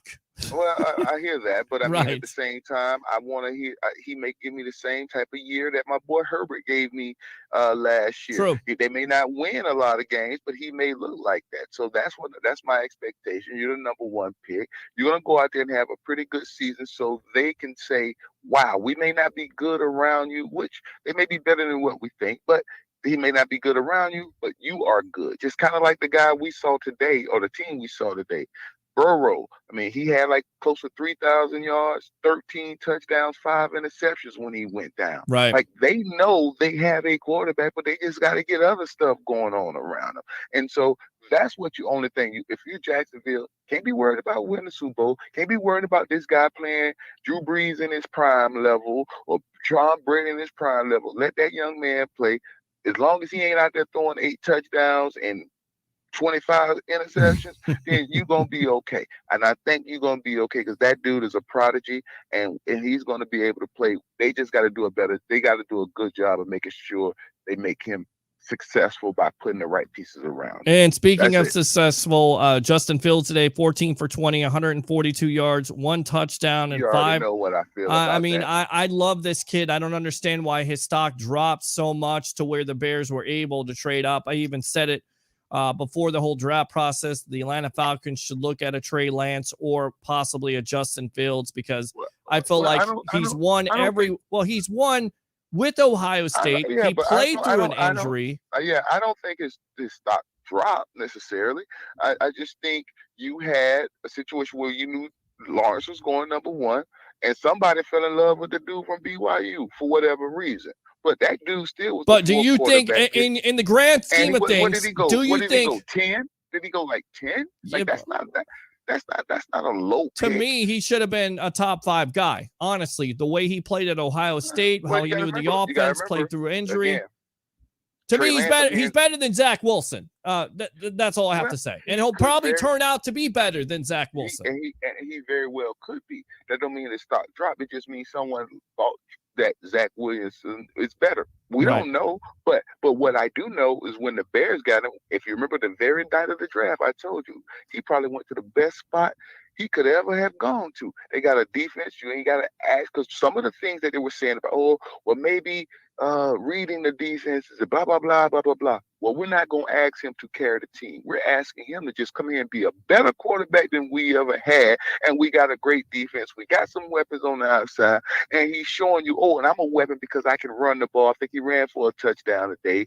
5 carries, 33 yards, and he threw a touchdown. Like, he's showing you right now, like, boy, if you just put me in this offense, on this team, it's going to open up everything for what we can actually be. And I told you, if Aaron Rodgers did not come back to the Packers, they may have the best quarterback in the division. So for Fields looking like this today, I'm not surprised, but he got to build on it. Don't go back and take a step back. You got to make a case for your coach to stop saying that bull crap that Andy Dalton is your star. I agree. Because if Andy Dalton is your starting quarterback, you don't got a starting quarterback. Just my opinion. Let's go out to the Saints situation, of course, of interest for a Bucs fan with that quarterback situation. Reports were today that Taysom Hill is going to be the starting quarterback no matter what happens in this quarterback battle. You look at those stats tonight from Taysom, 8 for 12, 81 yards, and interception. Jameis Winston, of course, former Tampa Bay Buccaneer quarterback, 7 for 12, 96 yards, 1 touchdown, 1 interception. Your thoughts? Okay. All right. So I didn't see that report that said Taysom Hill is going to be the starter regardless. No. I've been. So I will go back and research that. I've been reading because I was corresponding today with a Saints fan that is a friend of mine. Well, why'd you do that for? Were they still throwing you shade? Were they still throwing Bucs fans shade after they beat the Bucs twice? Well, I've been knowing this guy for about 10 years. Okay. So he and I have been, we bake bets every game of who's gonna win, the Bucs or them. And so we know each other's teams well. We've been going back and forth, and it's a real legitimate quarterback battle going on up there. So like I said, I didn't see a report today that say that Taysom Hill is no matter what, based on everything I've been seeing, that it's a quarterback battle. Jameis Winston, I think, had an interception today too, but he also threw a touchdown, and he put them on their 2 drives for touchdowns. They made some good passes in both of those drives. So I think it's wide open. I mean, Jameis Winston's arm was on display. You can tell the difference in terms of the zip on that ball. And I can guarantee you, at a certain point, the locker room will start dictating who the coach is going to have as the starter, because it's going to start coming up sooner or later that this guy should be the starter or this guy should be the starter. In your opinion, who you think is going to be the starting quarterback when it comes week 1? Is it going to be Winston or Hill? To me, it's going to be Hill at first because Hill knows the offense. But then again, Sean Payton may be, playing it close to the vest. So there's a team out there that has to game plan for both quarterbacks because both quarterbacks have, that's unique skill That's part of sets. it. Right. That's part of all the gamesmanship. Like, Taysom Hill may start every game in the preseason, and then when week 1 comes, it be Jameis Winston out there. You just never know because he has that. He has that ace in his hole, and therefore you cannot, like you say, just prepare for one quarterback. You got to prepare for both. Taysom Hill, if he beats Jameis Winston out, and he legitimately beats him out, and it's not one of those things wherein we only gonna play Taysom Hill for the first 2 weeks, and we know we putting Jameis Winston in the second week or third week. I say, why we playing games? Go ahead and put your guy out there. Let's go ahead and win. Let's win from week 1. So whoever starts week 1, I believe that's going to be the guy who they really believe gives them the best opportunity to win. Your thoughts on Bobby Bowden? Of course, he passed away this week at 91 years old. I know you're a big-time Florida State fan. Well, I mean, obviously, he all the play. I've never heard a player play for Bobby Bowden and come out and say something bad about it. So when you have that, you have a program that's been as successful as it has been, and you never really saw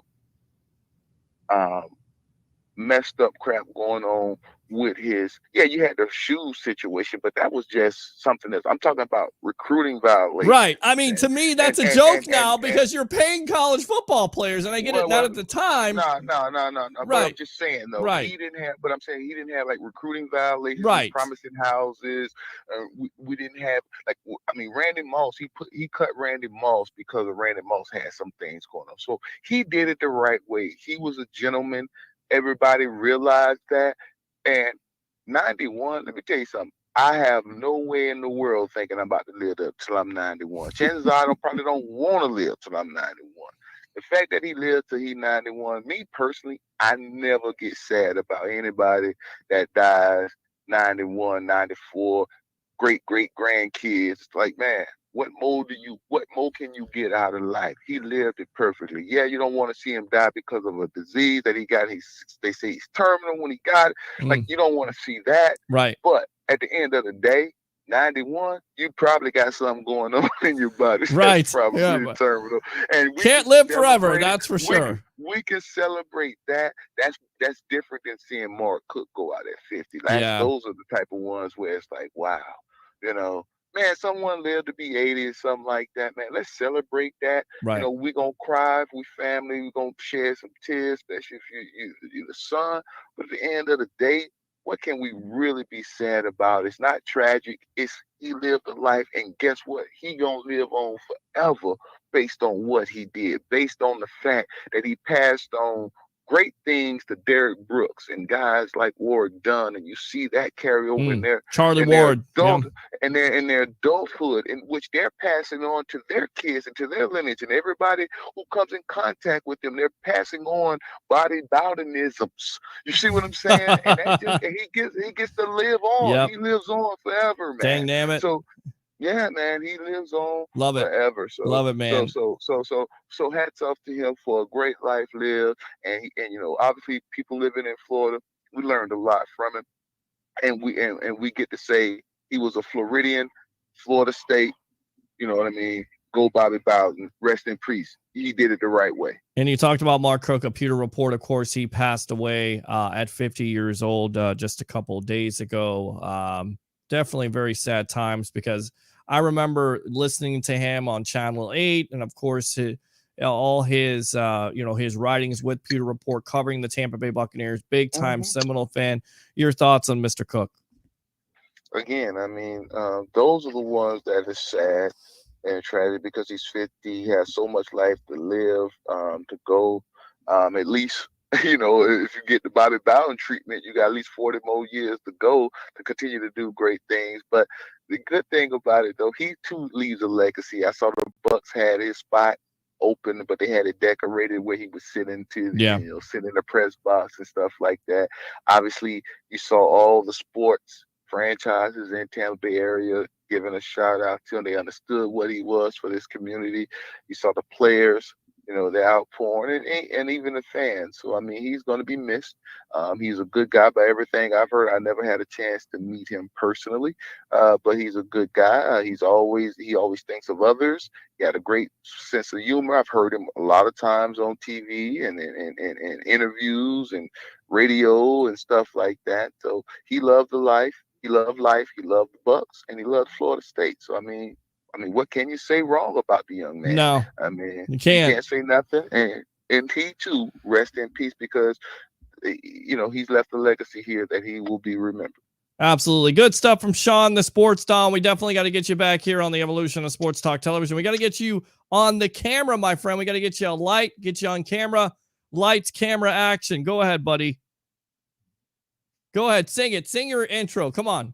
Oh, well, ain't nobody dope as me. I'm just so fresh, so fresh and so clean. All right, there you go. Sean, the Sports Don, my former co-host from a radio station in a galaxy far, far away. Thanks a lot for your time here on The Evolution, all right? All right, man. And nobody, I'm just telling all the fans, if any of y'all out there crying about this loss and stuff like that, man, y'all better stop it. Y'all tripping. Y'all tripping. Don't listen. There's nothing out there to be mad about and be concerned about. Come on, man. Stop it. All right, man. Appreciate you. There you go. See ya. Yeah. All right, get out of here.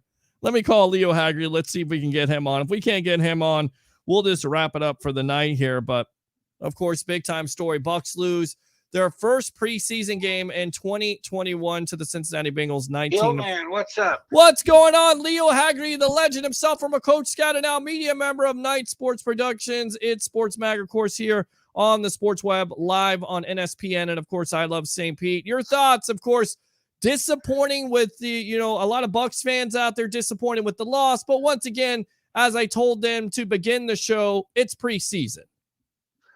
Yeah, Peter, let's keep them off the high bridge, jumping in the water. I mean, come on. Brady played 3 plays. Right. Okay. Right. The whole first unit played 3 plays. The defense played 1 series. And again, they wanted to find out what these backups can do. The one thing I'm concerned about, Peter, is that if they're going to call pass interference this closely, it's going to be a long season. Yeah, that's what I also came in with this show. The refs completely sucked tonight out loud. I mean, just an absolutely awful officiating effort. They were completely in regular season form. In fact, I'm not going to even call this a preseason game because this is how sometimes they officiate. I don't understand the Joe Tryon call. I understand the safety of the game. But I must be in the twilight zone. The quarterback is ducking his head. If Tryon is coming in, he's not going helmet to helmet. But if you duck your head as a quarterback, the other guy hits you with the helmet, it's going to be helmet to helmet. The replay looks worse than the play is. Why did he continue to make these type of calls? Peter, let me give you a better one. We asked Arians this, and he said that wasn't what they called him for. They called him for body weight. And I'm going, wait a second. And I asked Tryon this. Right. I said, look, if you make a sack like this out of Washington, Coach Peterson gives you a Husky decal to put on your helmet. Now it's a penalty. And he said, I just got to be better at it than that. And then I asked him, I said, Ndamukong Suh doesn't tackle quarterbacks. He pushes them down. He goes, that's exactly what they told me to do now. So, I mean, wow. Peter, that was textbook. I mean, he's coming in. He's 6'5". Right. If the quarterback ducks down, guess what? His helmet's going to hit him. And the problem is, Peter, and I said this is the biggest problem that they have, not only in the NFL, but more so in the NCAA. The onus is on the defense. If all of a sudden the offensive player changes his trajectory, well, the defensive player is supposed to do that.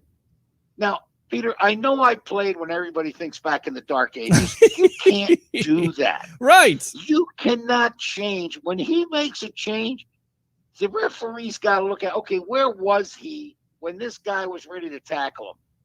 And I've seen some just horrific calls because of that. And this one with Tryon was terrible. Yeah. I mean, he comes in.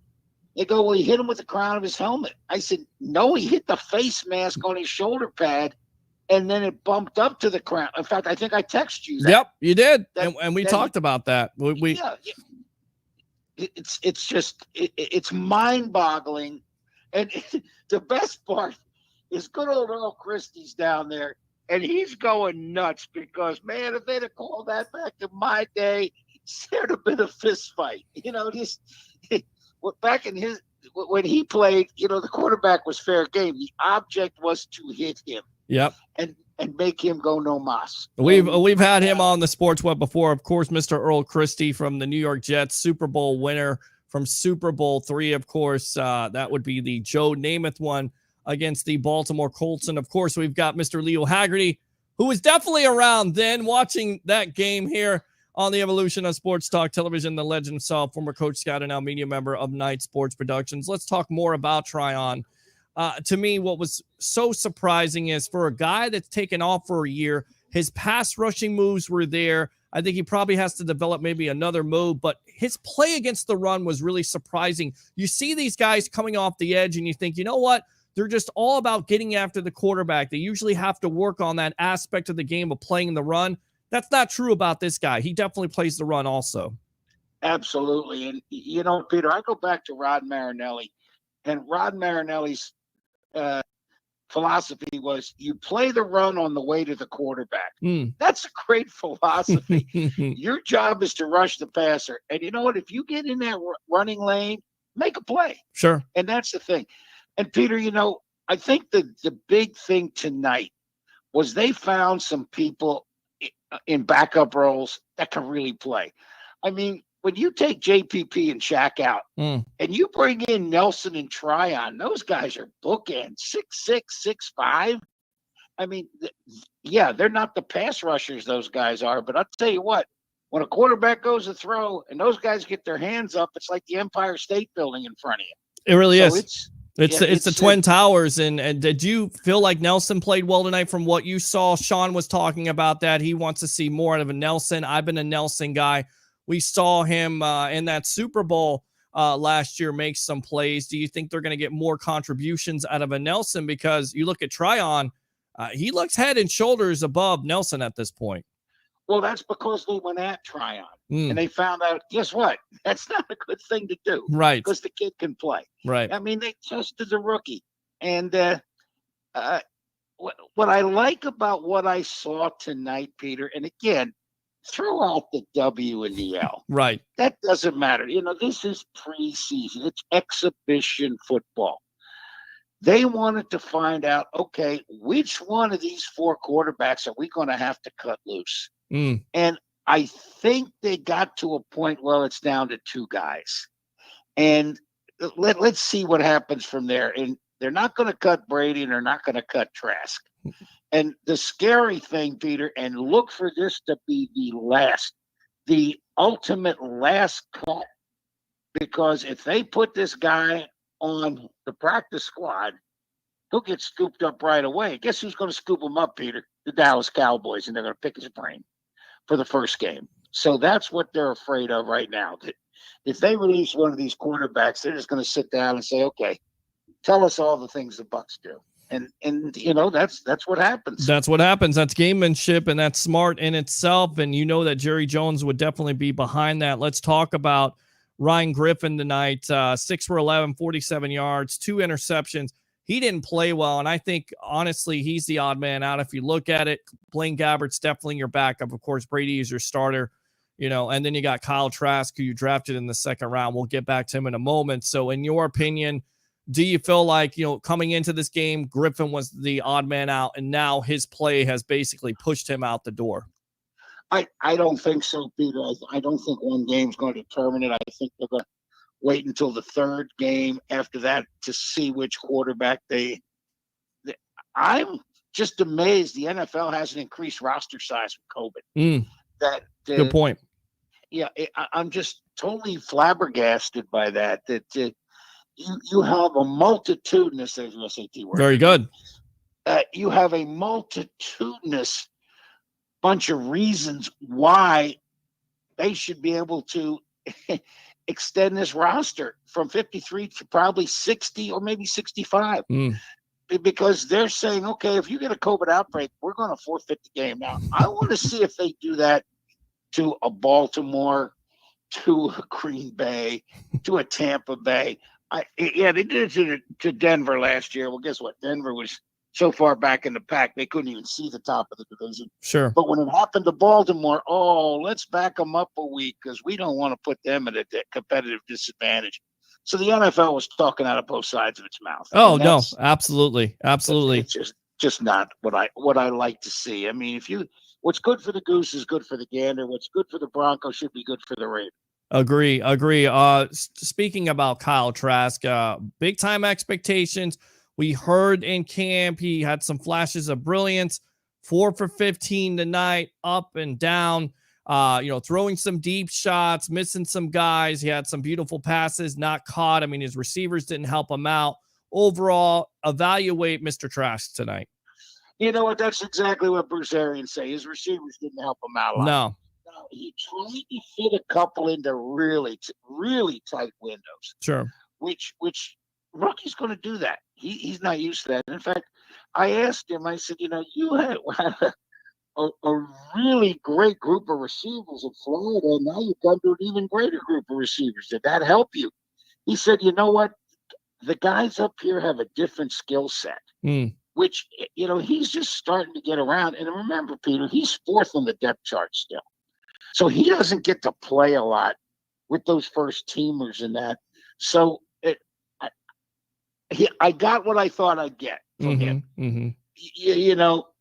Flashes of brilliance, flashes of you're a rookie, and then that's what I got. And it's funny. I asked him. I said it was nice of them that they started you out with that little swing pass. I said your first pass is 65 yards down the field.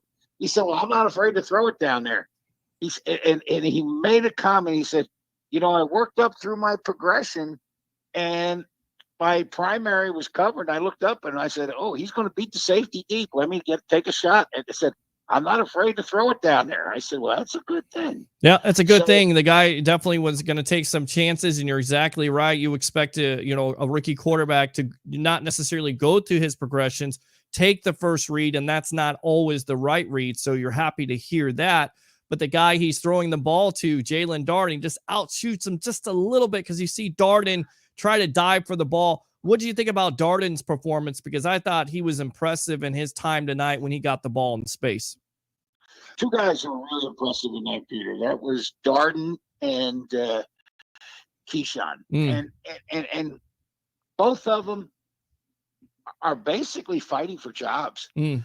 Let's be honest, Keyshawn is the third running back right now, maybe the fourth behind Bernard. Right. So, he's fighting for a job. And Darden, where do you put him with Scotty? I'll tell you what, the kid is fast. Oh, you got to find, you've got to find a place on the team. And if you sacrifice a Jaden Mickens, so be it. You got to get him on special teams.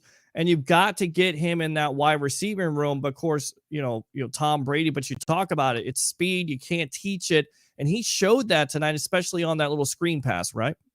Absolutely. And you know what? There's a return guy. Yeah. He's your kickoff return guy. Right. I mean, right.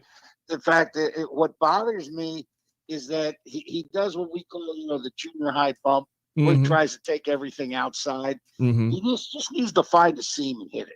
Okay. That's the thing about being a return guy. That sometimes you're going to be right, sometimes you're going to be wrong. But I tell you what, when you're right, you hit the home run, and that's the big thing.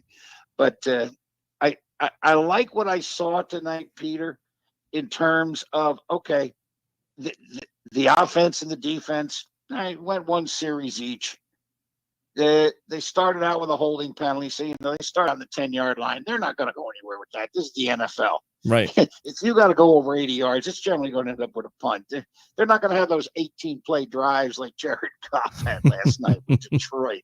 I mean, come on. It's 3 yards, 3 yards, 4 yards, 3 yards, 3 yards, 4 yards. Okay, fine. But when the big thing is that offensive line is together. And they came out. I think the only guy that got banged up was Stinney. Okay. But everybody else came out pretty much unscathed. And you know what, Peter? There's some of these guys you also want to put bubble wrap around and Sure. say, hey, let's get to Dallas. Yeah, You know, exactly. You want to get to Dallas, of course, September 9th, opening up against the Cowboys on Thursday Night Football on NBC. How much do you expect this first team to play against Tennessee? Is this the game where you see them play a half? Peter, that's the $64 million question. Is they're going to have to play sometime into the third quarter.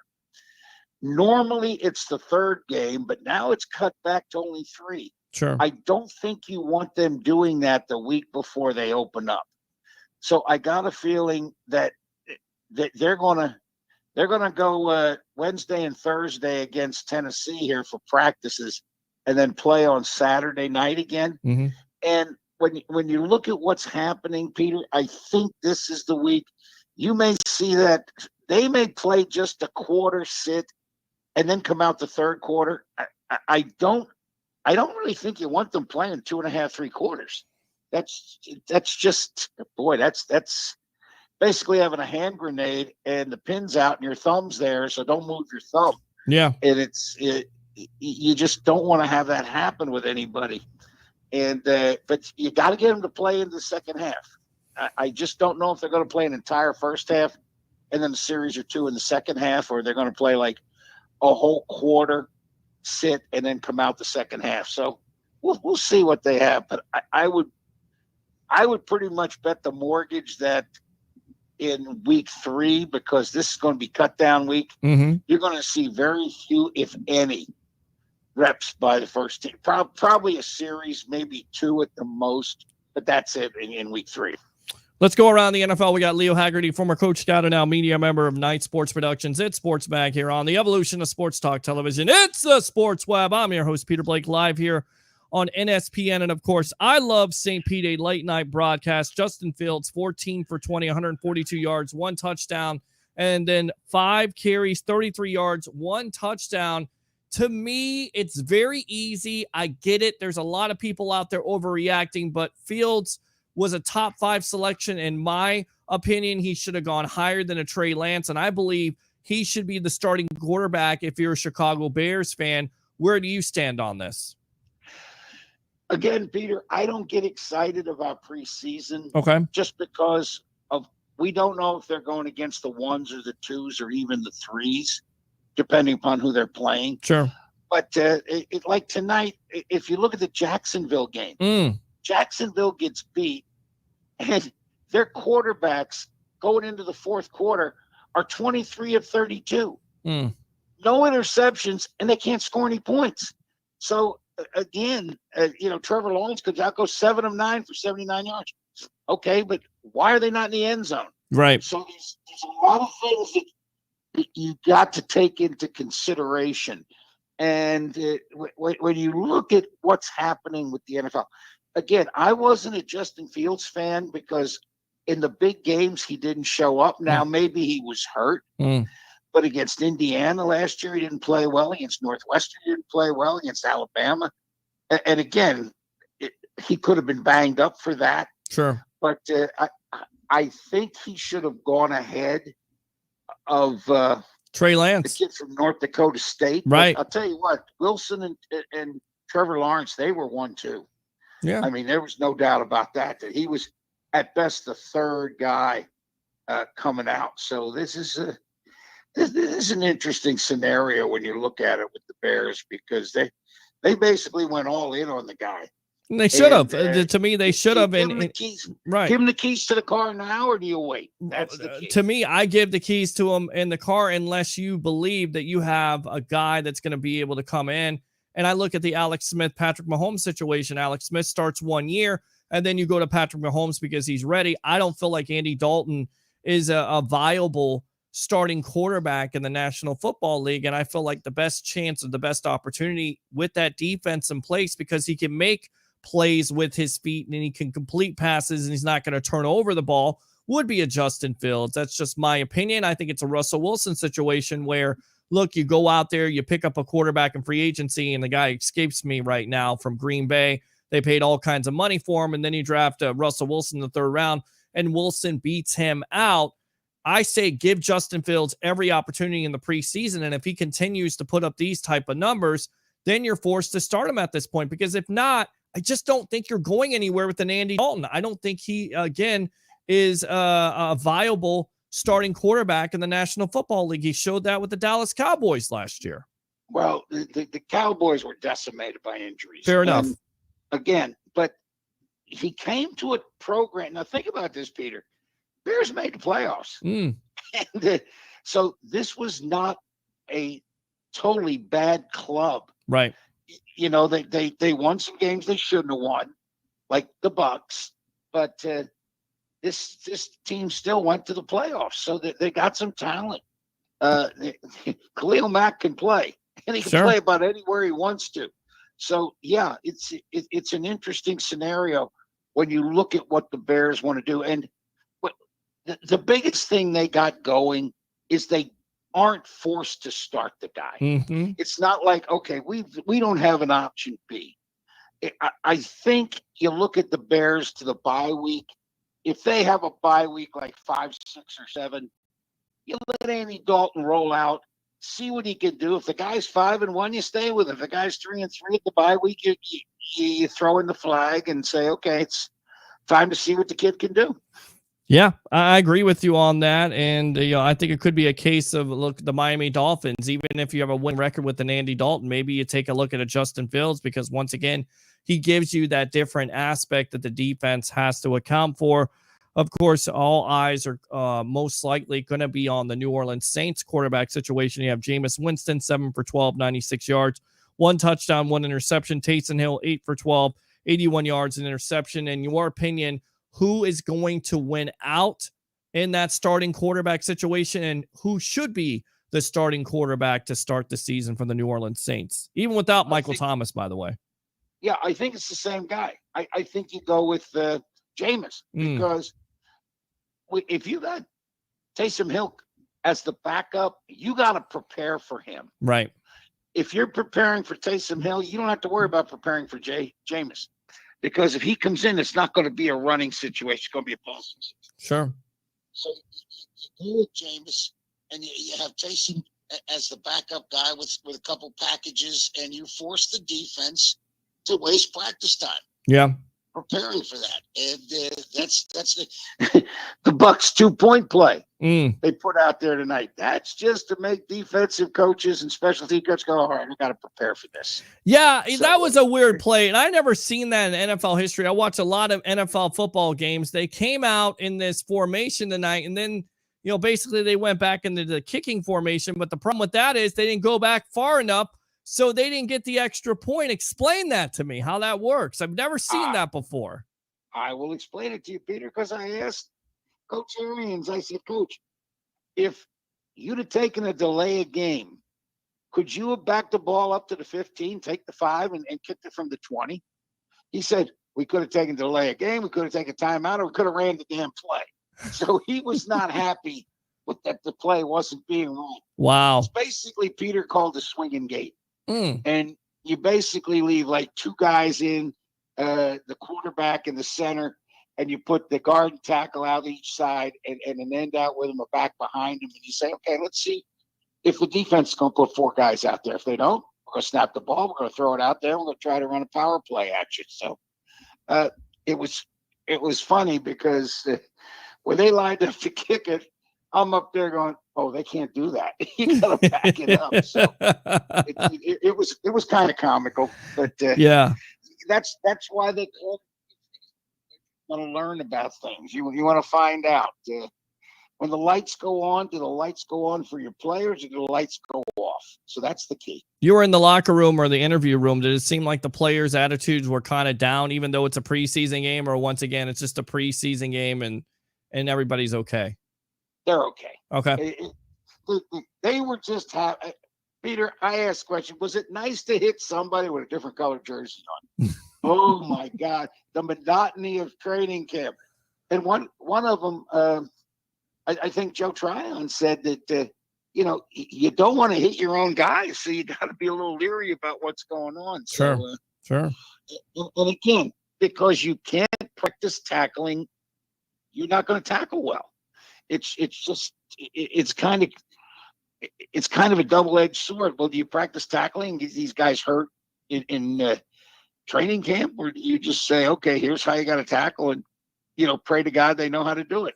Usually it takes until week 3 or 4, and that's with 4 preseason games, Peter. Now with 3 preseason games, it may go to week 6 before you start seeing some crisp tackling by an entire team. Let's talk about Hagan tonight. He played well in some spurts. I mean, he'll go up there, he'll hit you, but he missed a tackle, and then he had an interception, and he fumbles the ball. I mean, kind of a mixed bag, but he showed his talent tonight, right, as a backup? Oh, yeah. And, Peter, that's going to be probably the number one highlight on SportsCenter tonight. Guy makes an interception, and he's trying to change hands with it. Yep. And it just comes out, and the receiver goes, "Oop, let me get that." So it's it's technically an interception to a fumble to a first down for the Bengals. And you know what, Peter? I think the problem that we see with the NFL is, the Bucs thought, well, these guys are the Bengals. That's just going to happen. Yep. So these guys across from you getting paid. Sure they are. And there's usually an NFL game is decided by 4 plays, 1 every quarter. You make 3 of them, you win. They make 3 of them, they win. If each of you make 2, it's going to come down to a field goal.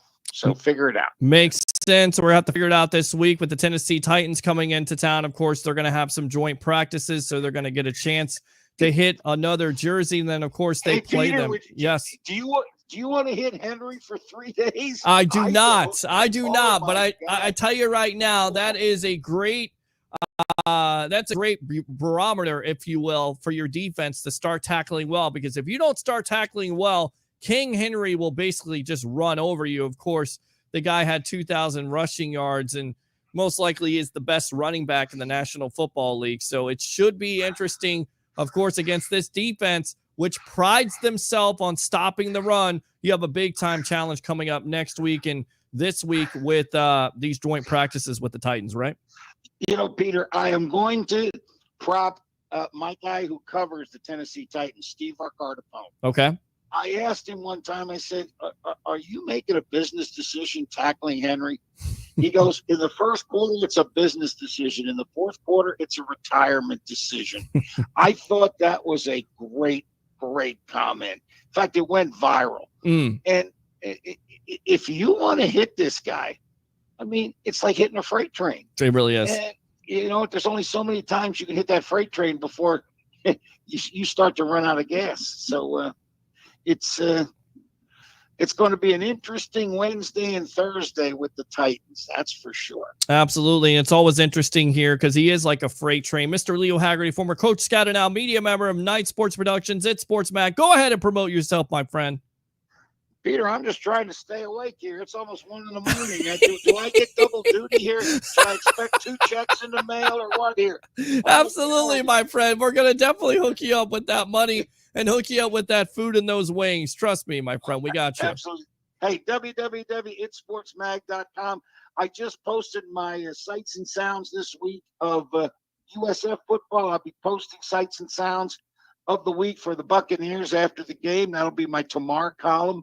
And, Peter, I'm waiting for you to put in your daggum credential for next Saturday night. Come on, let's get on the stick here. I'm waiting for it too, my friend. I'm definitely going to try to get on that and try to get out there because I miss you guys. I definitely miss you. And who knows, if we can't get Bucs credentials, maybe we go for USF credentials. We work not only Sunday, but Saturday together here on NSPN and I Love St. Pete. Thanks a lot for your time, my friend. All right. Get some sleep. Have a great weekend, Peter.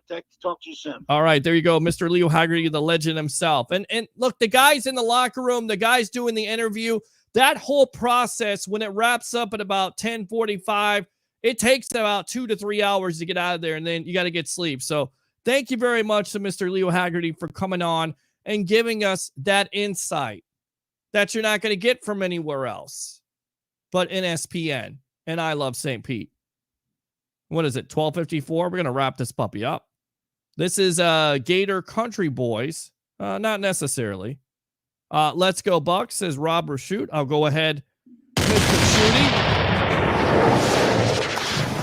I'm trying to see who this is because I think this is off of I Love St. Pete. Somebody's saying, hey, Pete. Oh, what's up, Ed? How you doing, bud? Welcome to the Evolution. There's Christopher Cole. Hasselback. I don't think it was Hasselback. It was somebody else. So, yeah, I mean, that's pretty much the wrap-up for me. Bucs lose the game versus the Cincinnati Bengals 19-14, their first preseason game in 2021. We'll talk about it more on Tuesday, not Monday. Got a new podcast that I'm producing called the Bossed Up Podcast with Mia Lance and some beautiful ladies from the WWE who were on the WWE. They have some great stories, so definitely be watching out for that. 7:30 on Monday, but we'll be back on Tuesday night here, most likely with Dennis Phillips. Who knows? Leo Haggerty, Travis Faley. You know how it goes here on the Evolution of Sports Talk Television. Troy Polamalu says, keep the show going, Peter. No, I'm good. I think I'm going to go ahead and go to sleep or probably watch a movie. But again, Bucs fall to the Bengals 19-14. We'll be covering it this week as the Bucs are getting ready for the Tennessee Titans in their second preseason game.